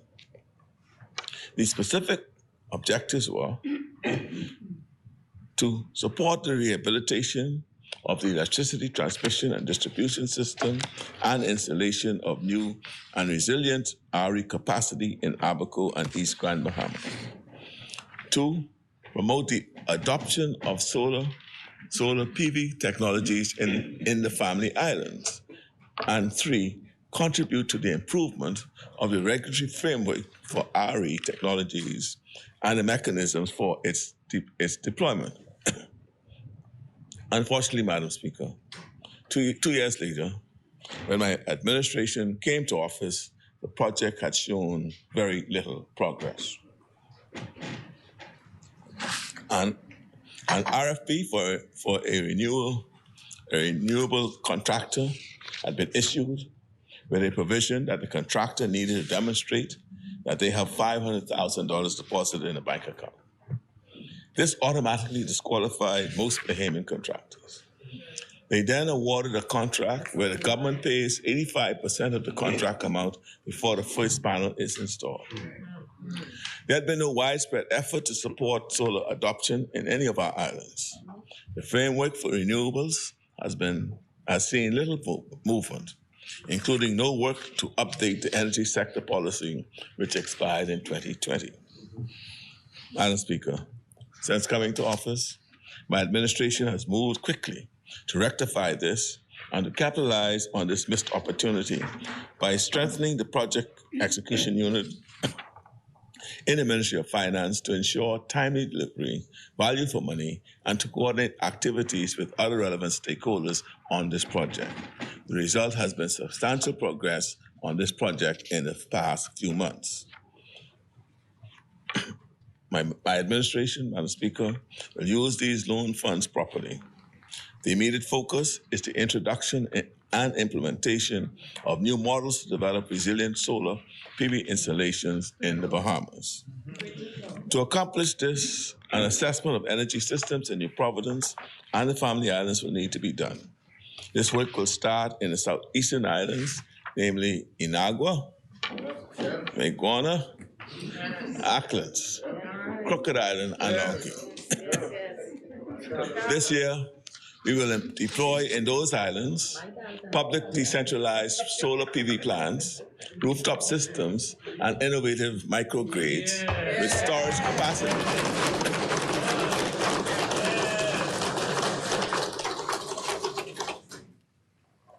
Additionally, pilot installations of solar photovoltaic systems on public buildings in Andros will also be carried out. Thereafter, the installations of solar photovoltaic systems will be extended to the central and northern Bahamas. Madam Speaker, a key aspect of this project is to ensure Bahamian participation and ownership in this industry. What this means, Madam Speaker, is that going forward, we are committed that all future maintenance, installation, site works, or the like will be conducted by Bahamians. Yes, sir.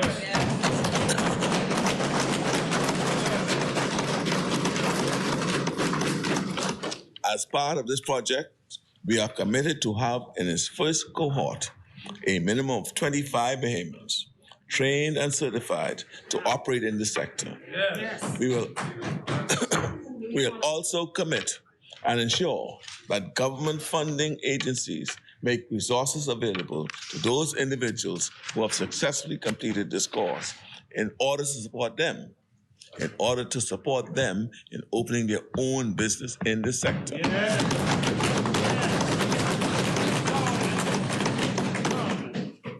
We will also encourage the inclusion of green technology in all new major construction and eventually provide the opportunity to offer similar services around the region. Madam Speaker, finally, I wish to consider the outlook for the upcoming fiscal year. The current budget projects a significant rebound in the Bahamian economy. Total revenue is projected at $2,804.4 million, at a 19.9% increase over the prior fiscal year, when the economy was in the early stages of an economic rebound from the COVID-19 pandemic. It incorporates many of our revenue-enhancing strategies and outcomes, such as increasing real property tax collections and compliance, and improved VAT performance based on the economic rebound, and growth in other fees as a result of improved revenue administration. In the budget for fiscal year 2022-23, VAT collections are estimated at $1,411.8 million, a 52.4% increase over the prior year budget. The increase is largely attributed to a rebound in economic activity, the economic stimulus associated with reduction in VAT from 12% to 10%, as well as the positive benefits of the removal of the COVID-19 emergency orders. Real property tax revenue is also forecast to improve by 6.7% to $169.4 million, but remain below the more than $280 million in real property tax invoices issued annually. Enhancements in revenue administration are critical in further improving collections in this area. One such transformative policy is the agreement of banks to assist in the collection of real property tax from mortgage holders. Madam Speaker, total expenditure is forecast at $3,368.4 million, with recurrent expenditure projected at $2,997.2 million, and capital expenditure estimated at $371.1 million. As a result of these operations, which incorporate prudent fiscal management and management principles, the fiscal deficit under the current budget is estimated at $564.3 million, or 4.3% of GDP. I wish to remind this Honorable House and this projected outturn does not include potential revenues from asset sales, such as receipt from the sale of the Grand Lucayan Hotel in Grand Bahama.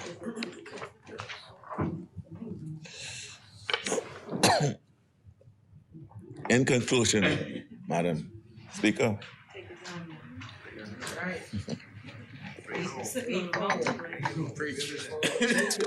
Mountaintop right now. This is a budget. This is it. Madam Speaker, as I come to the end of my presentation in my first full budget communication, I wish to share this reflection. This is a time of great challenge for our country, but also a time of great opportunity. There is no doubt that the world's problems, from intensifying hurricanes to deadly viruses to energy shocks and supply chain interruptions, have all washed up on our shores. The perils are real, but so is the promise of what we can become if we move forward together. This budget provides a foundation to strengthen our nation, to lift ourselves up, to face the future with strength and optimism. This budget provides support for the here and now, and also charts the way forward for a brighter tomorrow. Yes. Madam Speaker, in taking our country forward, I'm confident that this budget does just that, and I commend it to the House.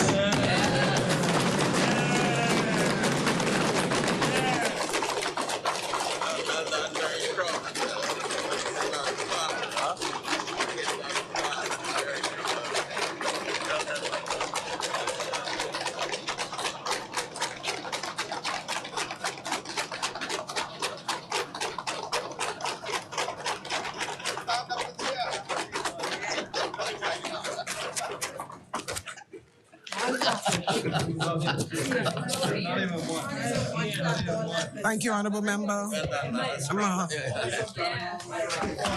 Thank you. Order that the document be brought up.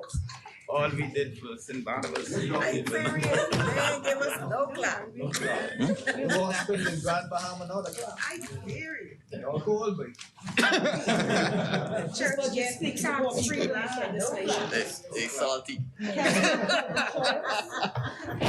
Social services. Salty, man.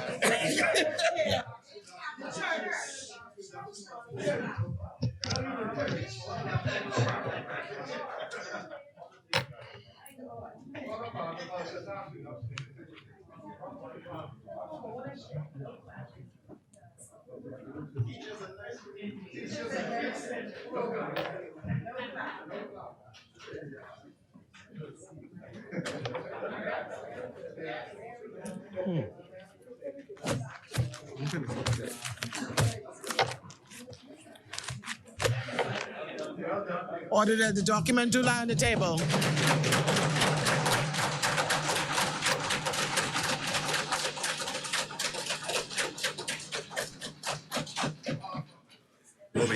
Yeah, I just want to talk to what we got here. The chair recognizes the Honorable Member from West Grand Bahama. Madam Speaker, with permission of the official opposition, we now revert to laying of documents, all associated with the budget presentation just presented.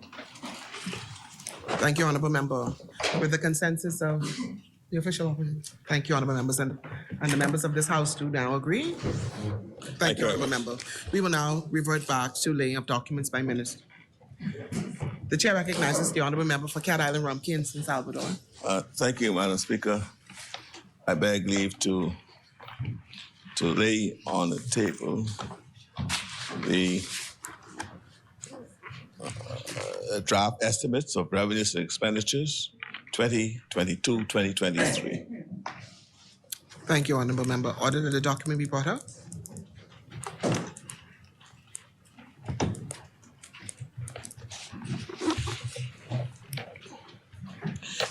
I also beg leave to lay on the table of the House. Thank you. Order that the document do lie on the table. Continue, honorable member. I beg leave to lay on the table of the House a copy of the supplementary budget draft estimates of revenue and expenditure Thank you, honorable member. 2021-2022. Thank you, honorable member. Order that the document be brought up.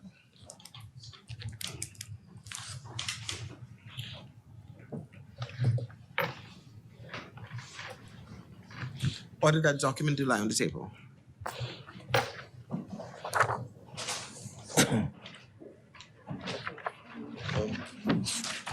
Madam Speaker, I beg leave to lay on the table of the House a copy of the Protection of Revenue Act, Protection of Revenue Impost Variation Order 2022. Thank you, honorable member. Order that the document be brought up.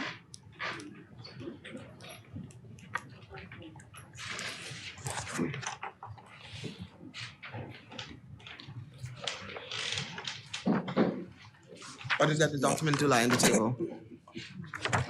Madam Speaker, I beg leave to lay on the table of the House a copy of the Family Island Development Encouragement Special Economic Program Amendment Order 2022. Thank you, honorable member. Order that the document be brought up.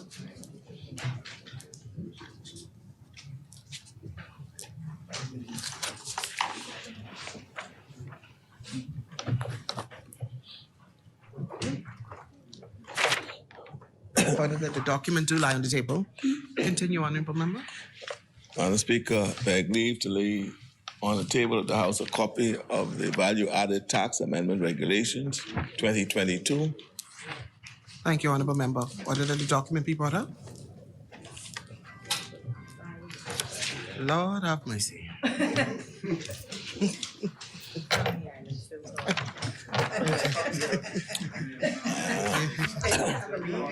Yeah, they behave. Madam Speaker, beg Order leave the document do lie on the table. beg leave to lay on the table of the House a Customs Management Amendment Regulations 2022. Thank you, honorable member. Order that the document be brought up.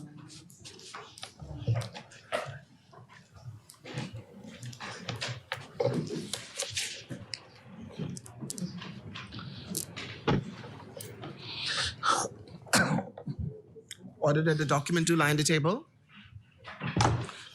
Further laying of documents.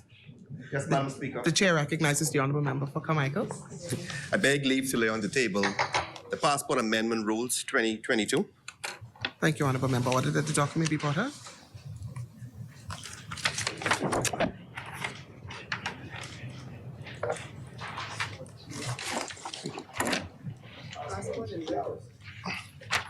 Order that the document do lie on the table.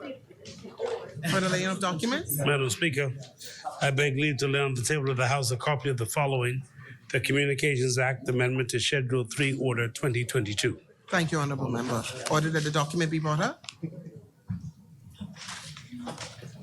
Oh, sorry, it is.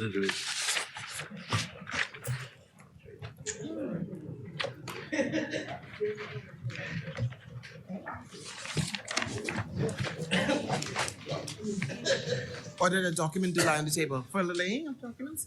The chair recognizes the honorable member for Elizabeth. Thank you. I beg leave to lay on the table of the House a copy of the following: the Road Traffic Identification Plates Fees Amendment Order 2022. Thank you, honorable member. Order that the document be brought up.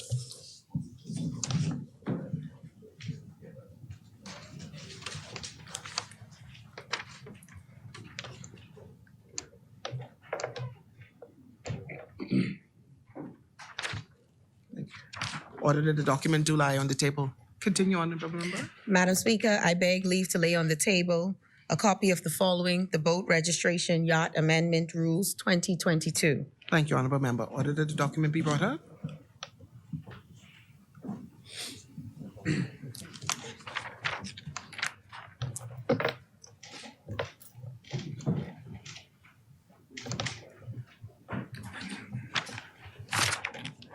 Order that the document do lie on the table. Continue, honorable member. Madam Speaker, I beg leave to lay on the table a copy of the following: the Bahamas Maritime Authority Annual Report Audit Accounts for the fiscal year ending 30th June 2021. Thank you, honorable member. Order that the document be brought up.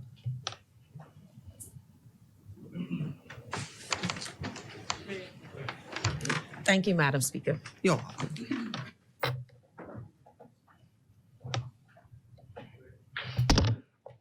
Order that the document do lie on the table. Further laying of documents? The chair recognizes the honorable member for South and Central Eleuthera. Thank you, Madam Speaker. I beg leave to lay on the table of the House a copy of the following: the Fisheries Seahorse Regulations 2022. Thank you, honorable member. Order that the document be brought up.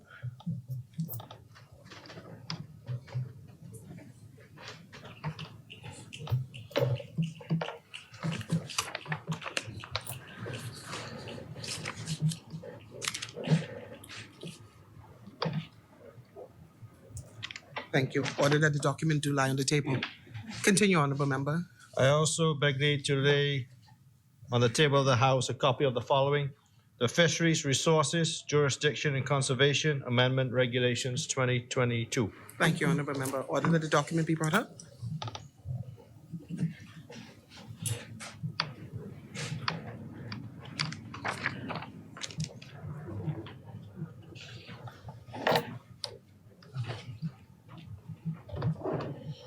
Thank you. Order that the document do lie on the table. Continue, honorable member. I also beg leave to lay on the table of the House a copy of the following: the Bahamas Agriculture and Marine Science Institute Act 2022, appointed day notice. Thank you, honorable member. Order that the document be brought up.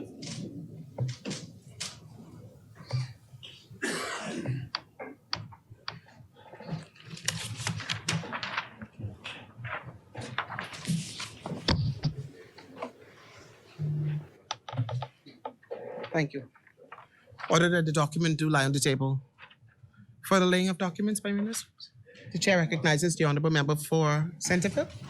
Madam Speaker, I beg leave to lay on the table of the House a copy of the following: the Non-Profit Organizations Regulations 2022. Thank you, honorable member. Order that the document be brought up.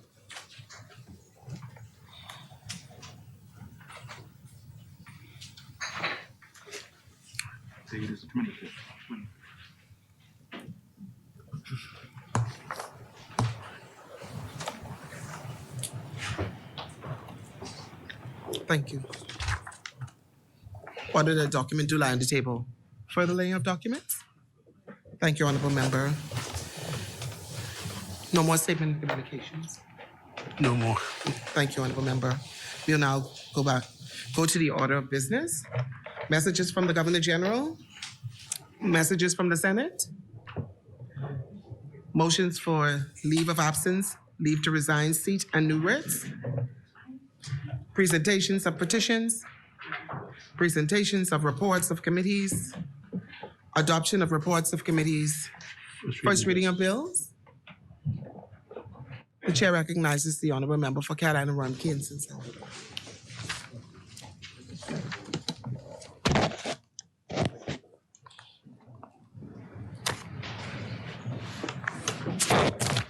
Madam Speaker, I beg leave to introduce. I've read for the first time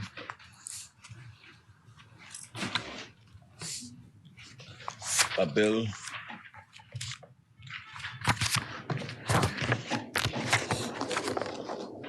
for an act for the appropriation of diverse sums of money for and towards defraying the expenses of the government of the Commonwealth of Bahamas on revenue account for the financial year commencing 1st of July 2022 and ending the 30th of June 2023. Thank you, honorable member. Order that the document be brought up.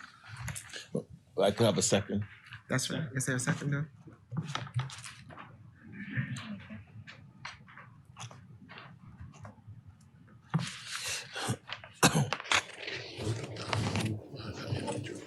Thank you.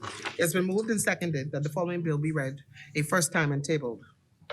Appropriation Revenue Account Expenses 2022-2023 Bill 2022. Order that the bill be read a first time. As many are in favor will remain seated. Those opposed will stand. Order that the bill be read for the first time and tabled.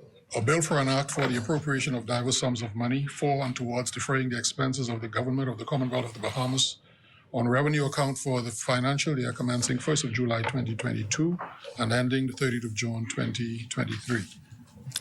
Thank you.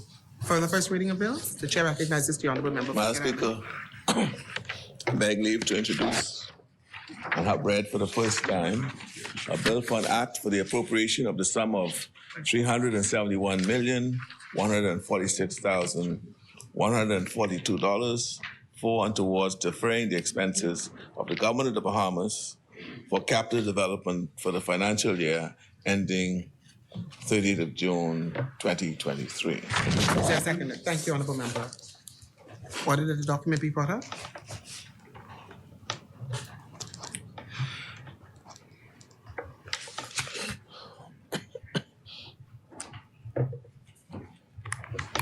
Thank you.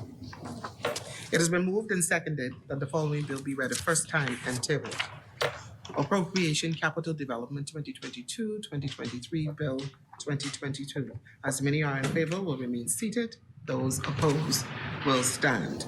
Order that the bill be read a first time and tabled. A bill for an act for the appropriation of the sum of $371,146,142 and for and towards defraying the expenses of the government of the Commonwealth of Bahamas for capital development for the financial year ending the 30th of June 2023.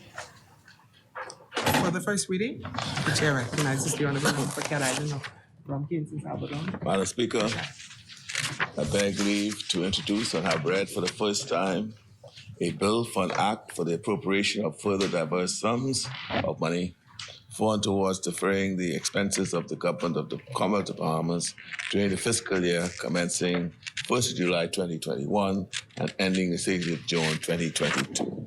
Is there a second? Thank you, honorable member. Order that the document be brought up.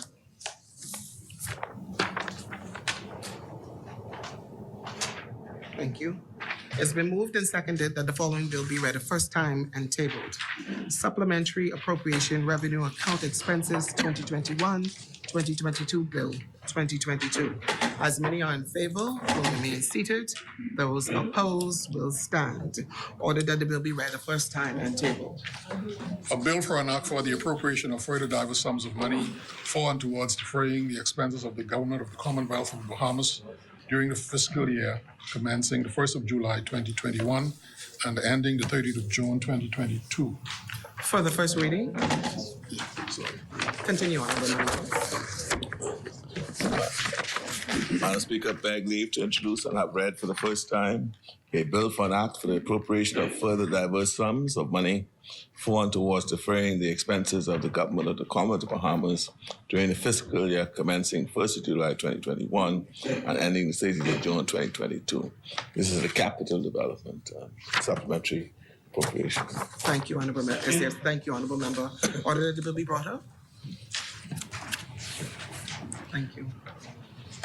It has been moved and seconded that the following bill be read a first time and tabled. Supplementary Appropriation Capital Development 2021-2022 Bill 2022. As many are in favor will remain seated. Those opposed will stand. Order that the bill be read a first time and tabled. A bill for an act for the appropriation of further diverse sums of money for and towards defraying the expenses of the government of the Commonwealth of the Bahamas during the fiscal year commencing 1st of July 2021 and ending the 30th of June 2022. Thank you. For the first reading, continue, honorable member. Madam Speaker, beg leave to introduce and have read for the first time a bill for an act to amend the City of Nassau Revitalization Act. Second. Thank you, honorable member. Order that the document be brought up. Thank you. It has been moved and seconded that the following bill be read a first time and tabled. City of Nassau Revitalization Amendment Bill 2022. As many are in favor will remain seated. Those opposed will stand. Order that the bill be read for the first time and tabled. A bill for an act to amend the City of Nassau Revitalization Act. For the first readings, continue, honorable member. Madam Speaker, beg leave to introduce and read for the first time a bill for an act to amend the Business License Act. Thank you, honorable member. Order the document be brought up. It has been moved and seconded that the following bill be read a first time and tabled. Business License Amendment Bill 2022. As many are in favor will remain seated. Those opposed will stand. Order that the bill be read a first time and tabled. A bill for an act to amend the Business License Act. Thank you, Honorable. Thank you. For the first reading, Madam Speaker, Honorable Member. beg leave to introduce and have read for the first time a bill for an act to amend the Spirits and Beer Manufacturers Act. Thank you, Honorable Member. Order that the document be brought up.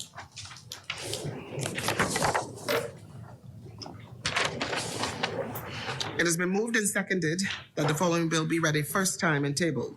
Spirits and Beer Manufacturer Amendment Bill 2022. As many are in favor will remain seated. Those opposed will stand. Order that the bill be read a first time and tabled. A bill for an act to amend the Spirits and Beer Manufacturer Act. Thank you. For the first reading? Continue, Honorable Member. Madam Speaker, beg leave to introduce and have read for the first time a bill for an act to amend the Real Property Tax Act. Thank you, Honorable Members. Order that the document be brought up. Thank you. It has been moved and seconded that the following bill be read a first time and tabled. Real Property Tax Amendment Bill 2022. As many are in favor will remain seated. Those opposed will stand. Order that the bill be read a first time and tabled. A bill for an act to amend the Real Property Tax Act.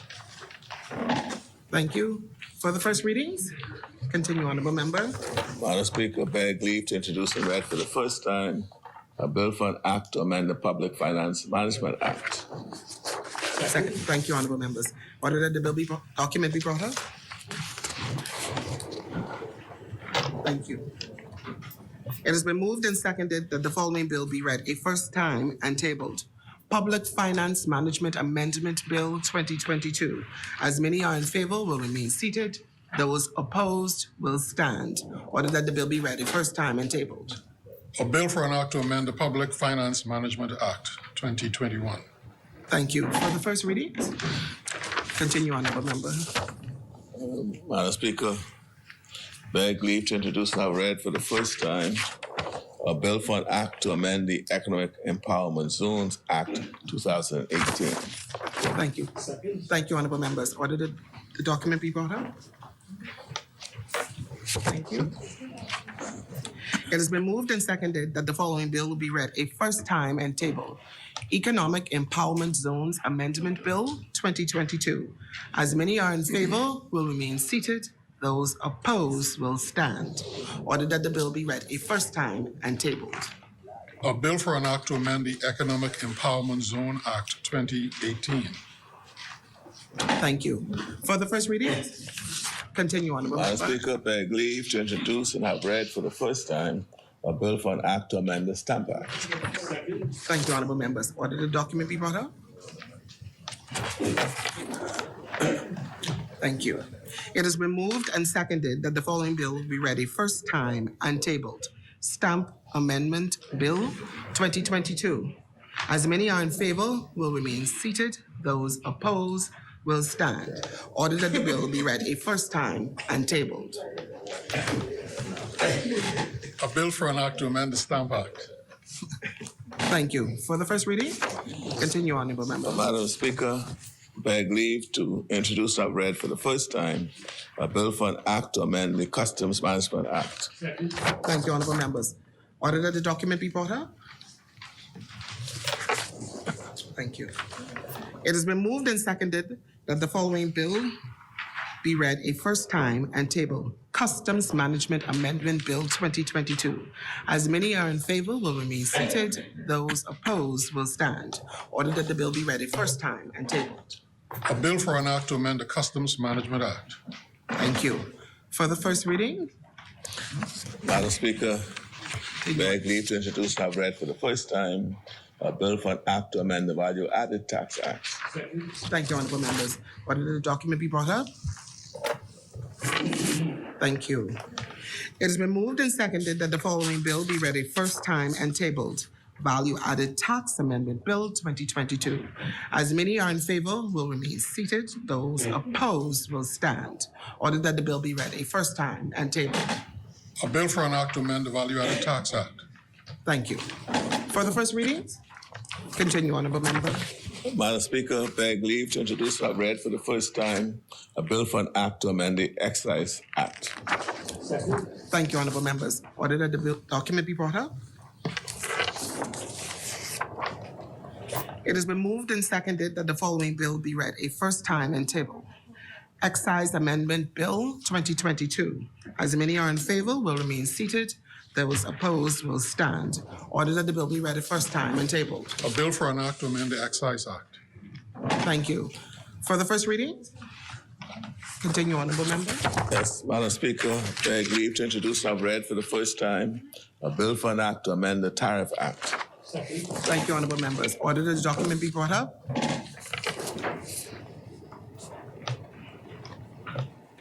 Thank you. It has been moved. It has been moved and seconded that the following bill be read a first time and tabled. Tariff Amendment Bill 2022. As many are in favor, will remain seated. Those opposed will stand. Order that the bill be read a first time and tabled. A bill for an act to amend the Tariff Act. Thank you. For the first reading? Thank you, honorable members. Yeah, the chair recognizes. Yeah, one more.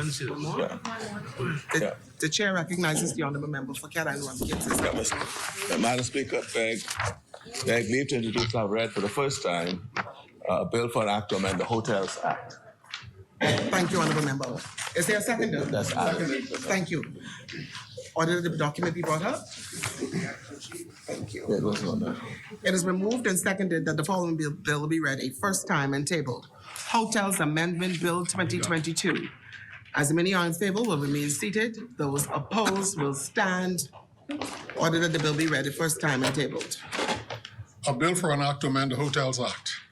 For the first readings, the chair recognizes the honorable member for Elizabeth. Thank you, Madam Speaker. Madam Speaker, I beg leave to introduce and have read for the first time the following: a bill for an act to amend the Road Traffic Act.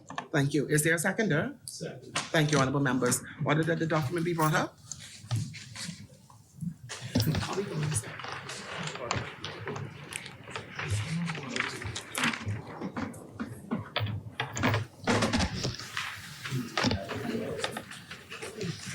Thank you.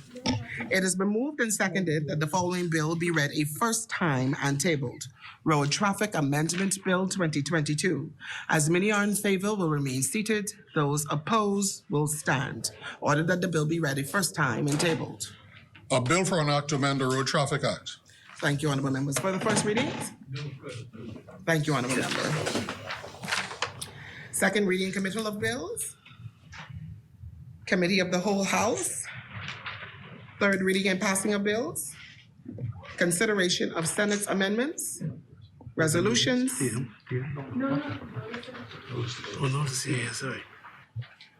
No resolutions? No? Okay. Member statements. Appointment of select committees. Instructions to select committee. Discharge of select committees. Notices for future meetings. The chair recognizes the honorable member for Cat Island, Wampkins, and Salvador.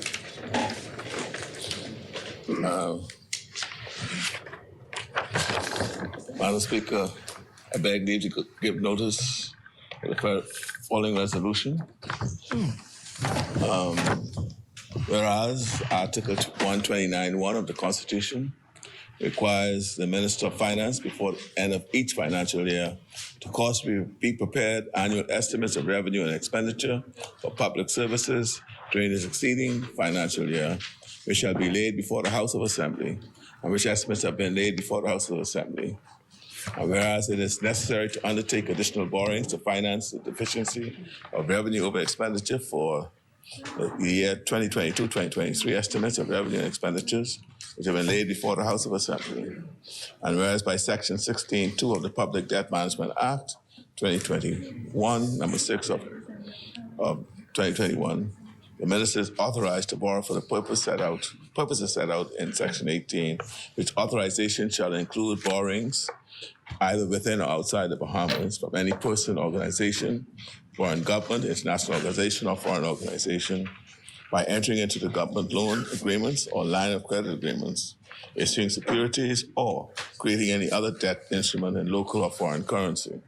Now, therefore, be it resolved that this House authorize the Minister of Finance to borrow the sum of $439,282,887 in such currency as the Minister may determine, authorizes the Minister to borrow by way of government loan or line of credit agreements or issuing credit and or creating any other debt instrument in local or any foreign currency, subject to revisions. A total sum borrowed under paragraphs A to C does not exceed the sum of $439,282,887, except for such amounts as may be necessary to refinance or reschedule existing public debt, and the House receives communication from the Minister of Finance at the earliest opportunity after this apportionment among paragraphs A, B, and C. Approves the proceeds of the said borrowing being used for the purposes of deferring expenditure in the 2022-2023 estimates of revenue and expenditure in excess of revenue. Order that the notice be brought up.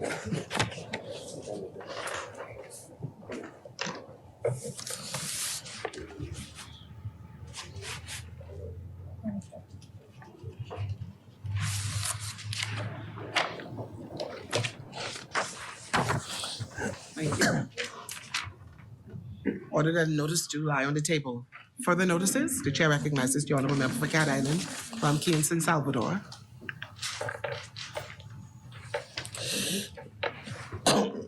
Whereas Article 129(1) of the Constitution requires the Minister of Finance before the end of each financial year to cause to be prepared annual estimates of revenue and expenditure for public service during the succeeding financial year, which shall be laid before the House of Assembly, and which estimates have been laid before the House of Assembly.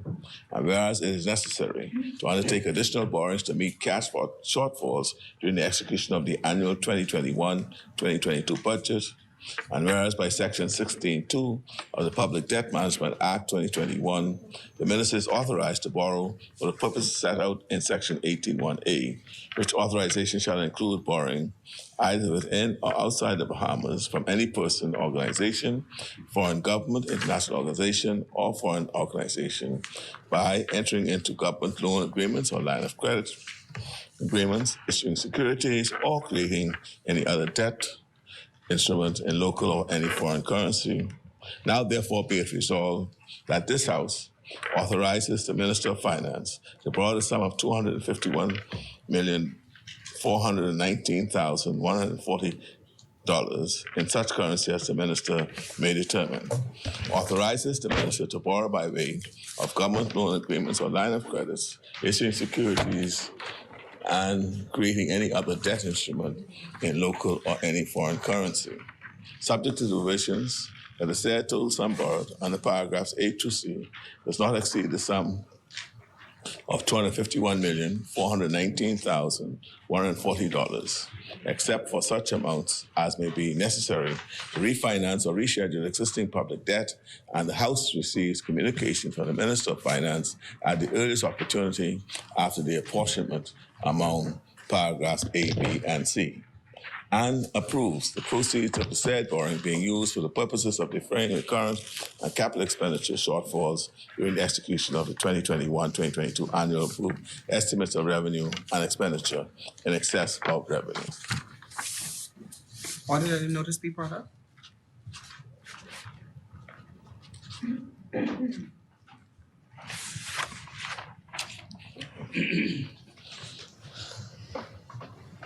Thank you. Order that the notice do lie on the table. Further notices? Madam Speaker, wish to renew all notices in the name of the government. Thank you, Honourable Member. To renew all notices in the name of the opposition. Thank you, Honourable Member. Adjournment? The chair recognizes the Honourable Member for Cat Island Road. I move first. Huh? I move first. The chair recognizes the Honourable Member for West Bahama and Bimini. Madam Speaker, on the adjournment, I move that we adjourn to Wednesday, June 1st, 2022 at 10 a.m. Thank you, Honorable Member. Is there a seconder? Seconded. Thank you, Honorable Member.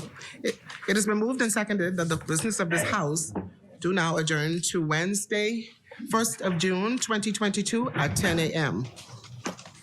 As many are in favor, Yeah. the Chair recognizes the Honorable Member for Cat Island, Rumkey, and San Salvador.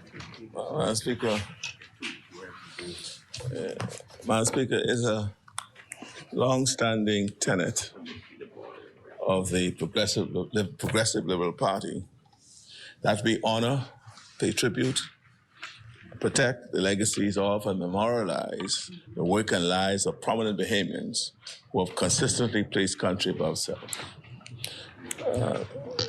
They agreed to, and there are three of those in this instance, Madam Speaker.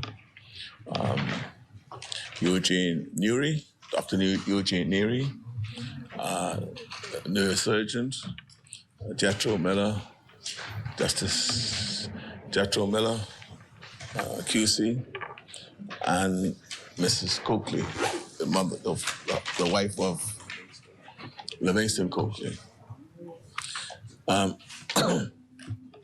These persons agreed to devote their lives to selfless national and public service out of love for country and their fellow men, because they know that at the end of the day, the greater good will be served even if this service requires personal sacrifices, self-denial, and perseverance.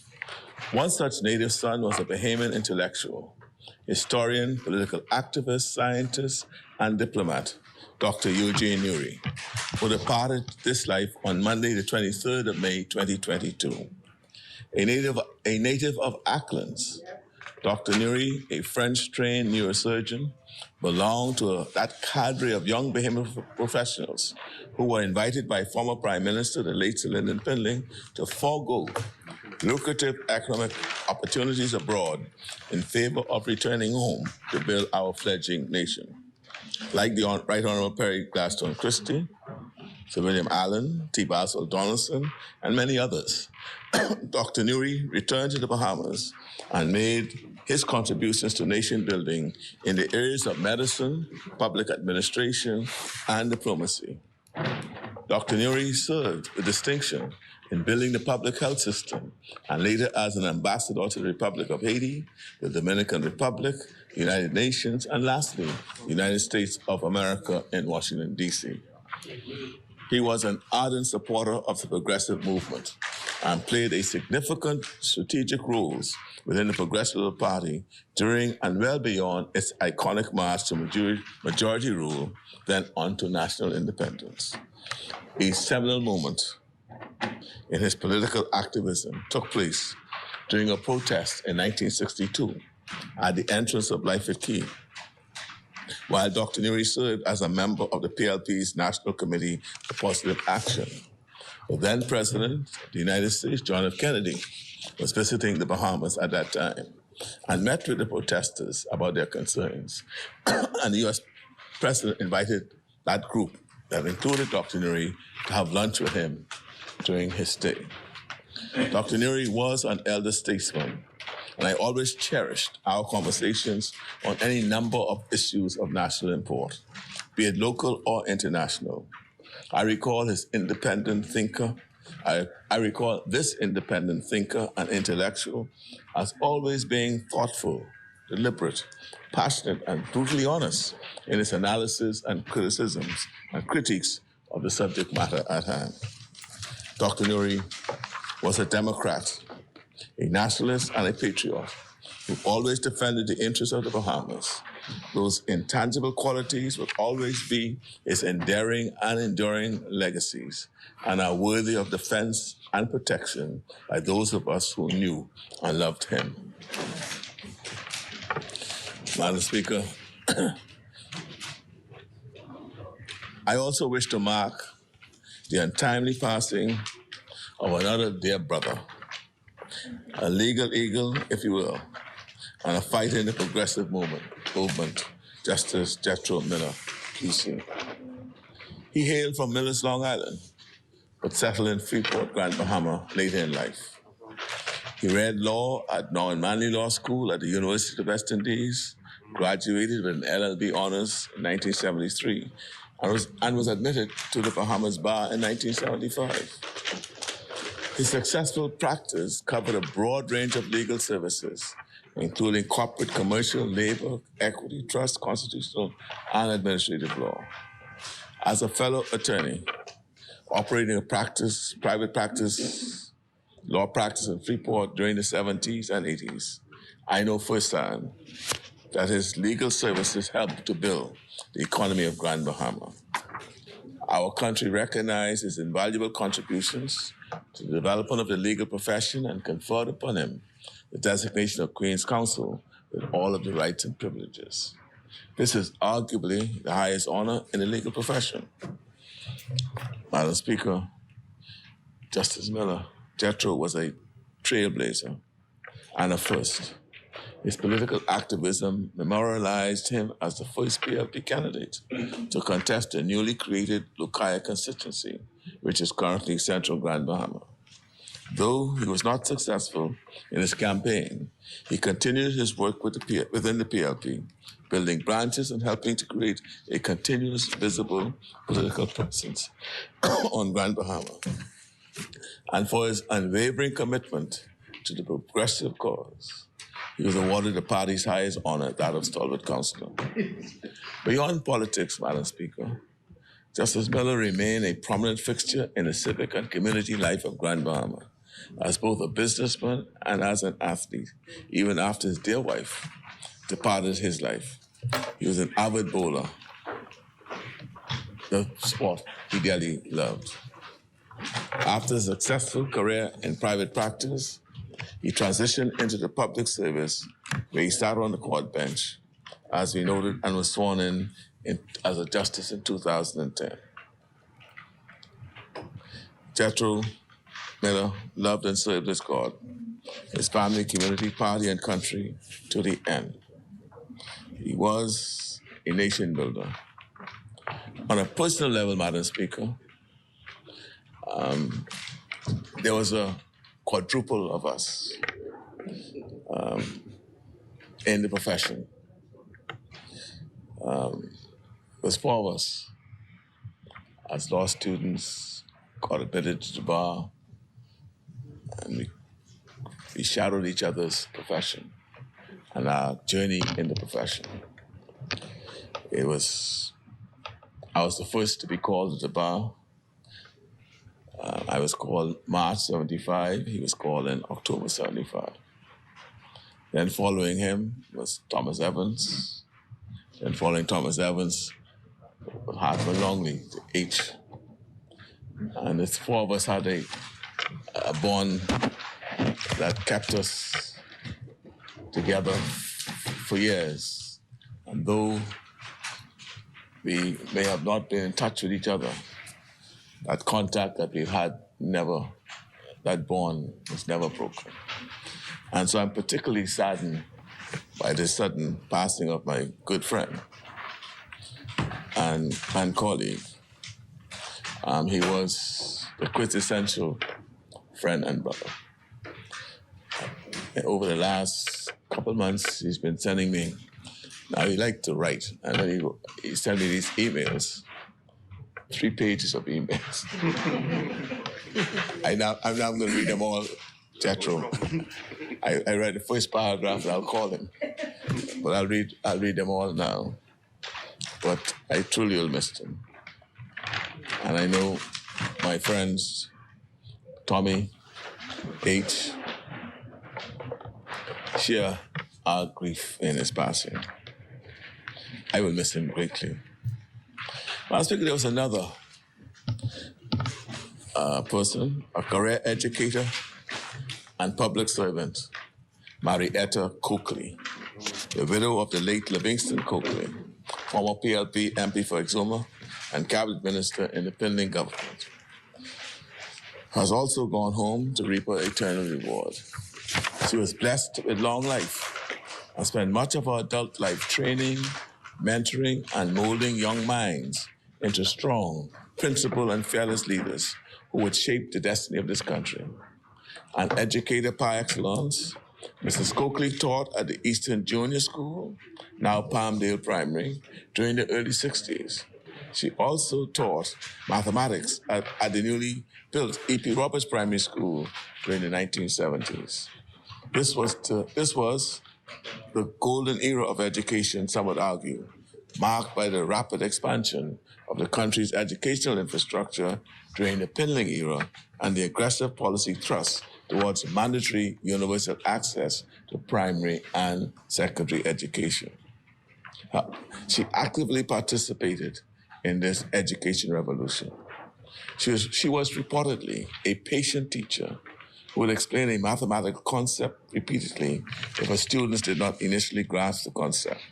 She was also big on class participation. Former students would fondly recall being called to the chalkboard to solve an algebraic problem or to perform an algebraic operation. According to her students, Mrs. Coakley was stern but fair. She loved and cared deeply for her students, and this attention to detail is manifested in the fine and productive adults those primary school students would grow to become. She touched and greatly influenced very many lives, and we as a country are better off because of her service. So some of my colleagues were taught by Mrs. Coakley and attest to her strong and purpose-driven leadership in the classroom. My cabinet and parliamentary colleague, Fred Mitchell, Magistrate Carolyn Boyd, Elcott Colby, who currently heads BIS, were just a few of her former students. I dare say, Madam Speaker, that these former students turned out fairly well as productive adult citizens. If perchance the proof is in the proverbial pudding, it is then fair to say that Mrs. Coakley was an excellent educator, leader, mentor, and nurturer of talent. I thank Dr. Nuri, Justice Miller, and Mrs. Coakley for their stellar service and indelible contribution to our nation's development. As a devout Anglican, it is customary and with solemn honor that I say a short Anglican prayer or procession, antiphon, in memory of our dearly departed. And that is, may the angels lead them into paradise. May the martyrs receive them at their arrival and lead them to the holy city, Jerusalem. May the choirs of angels receive them, and with Lazarus once a poor man, may they have eternal rest. Thank you, Honourable Member.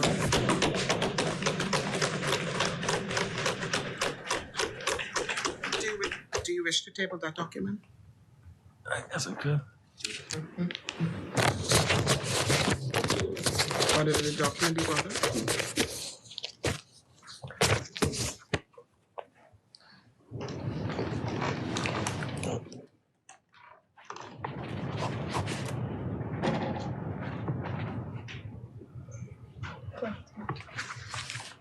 Thank you, Honourable Member.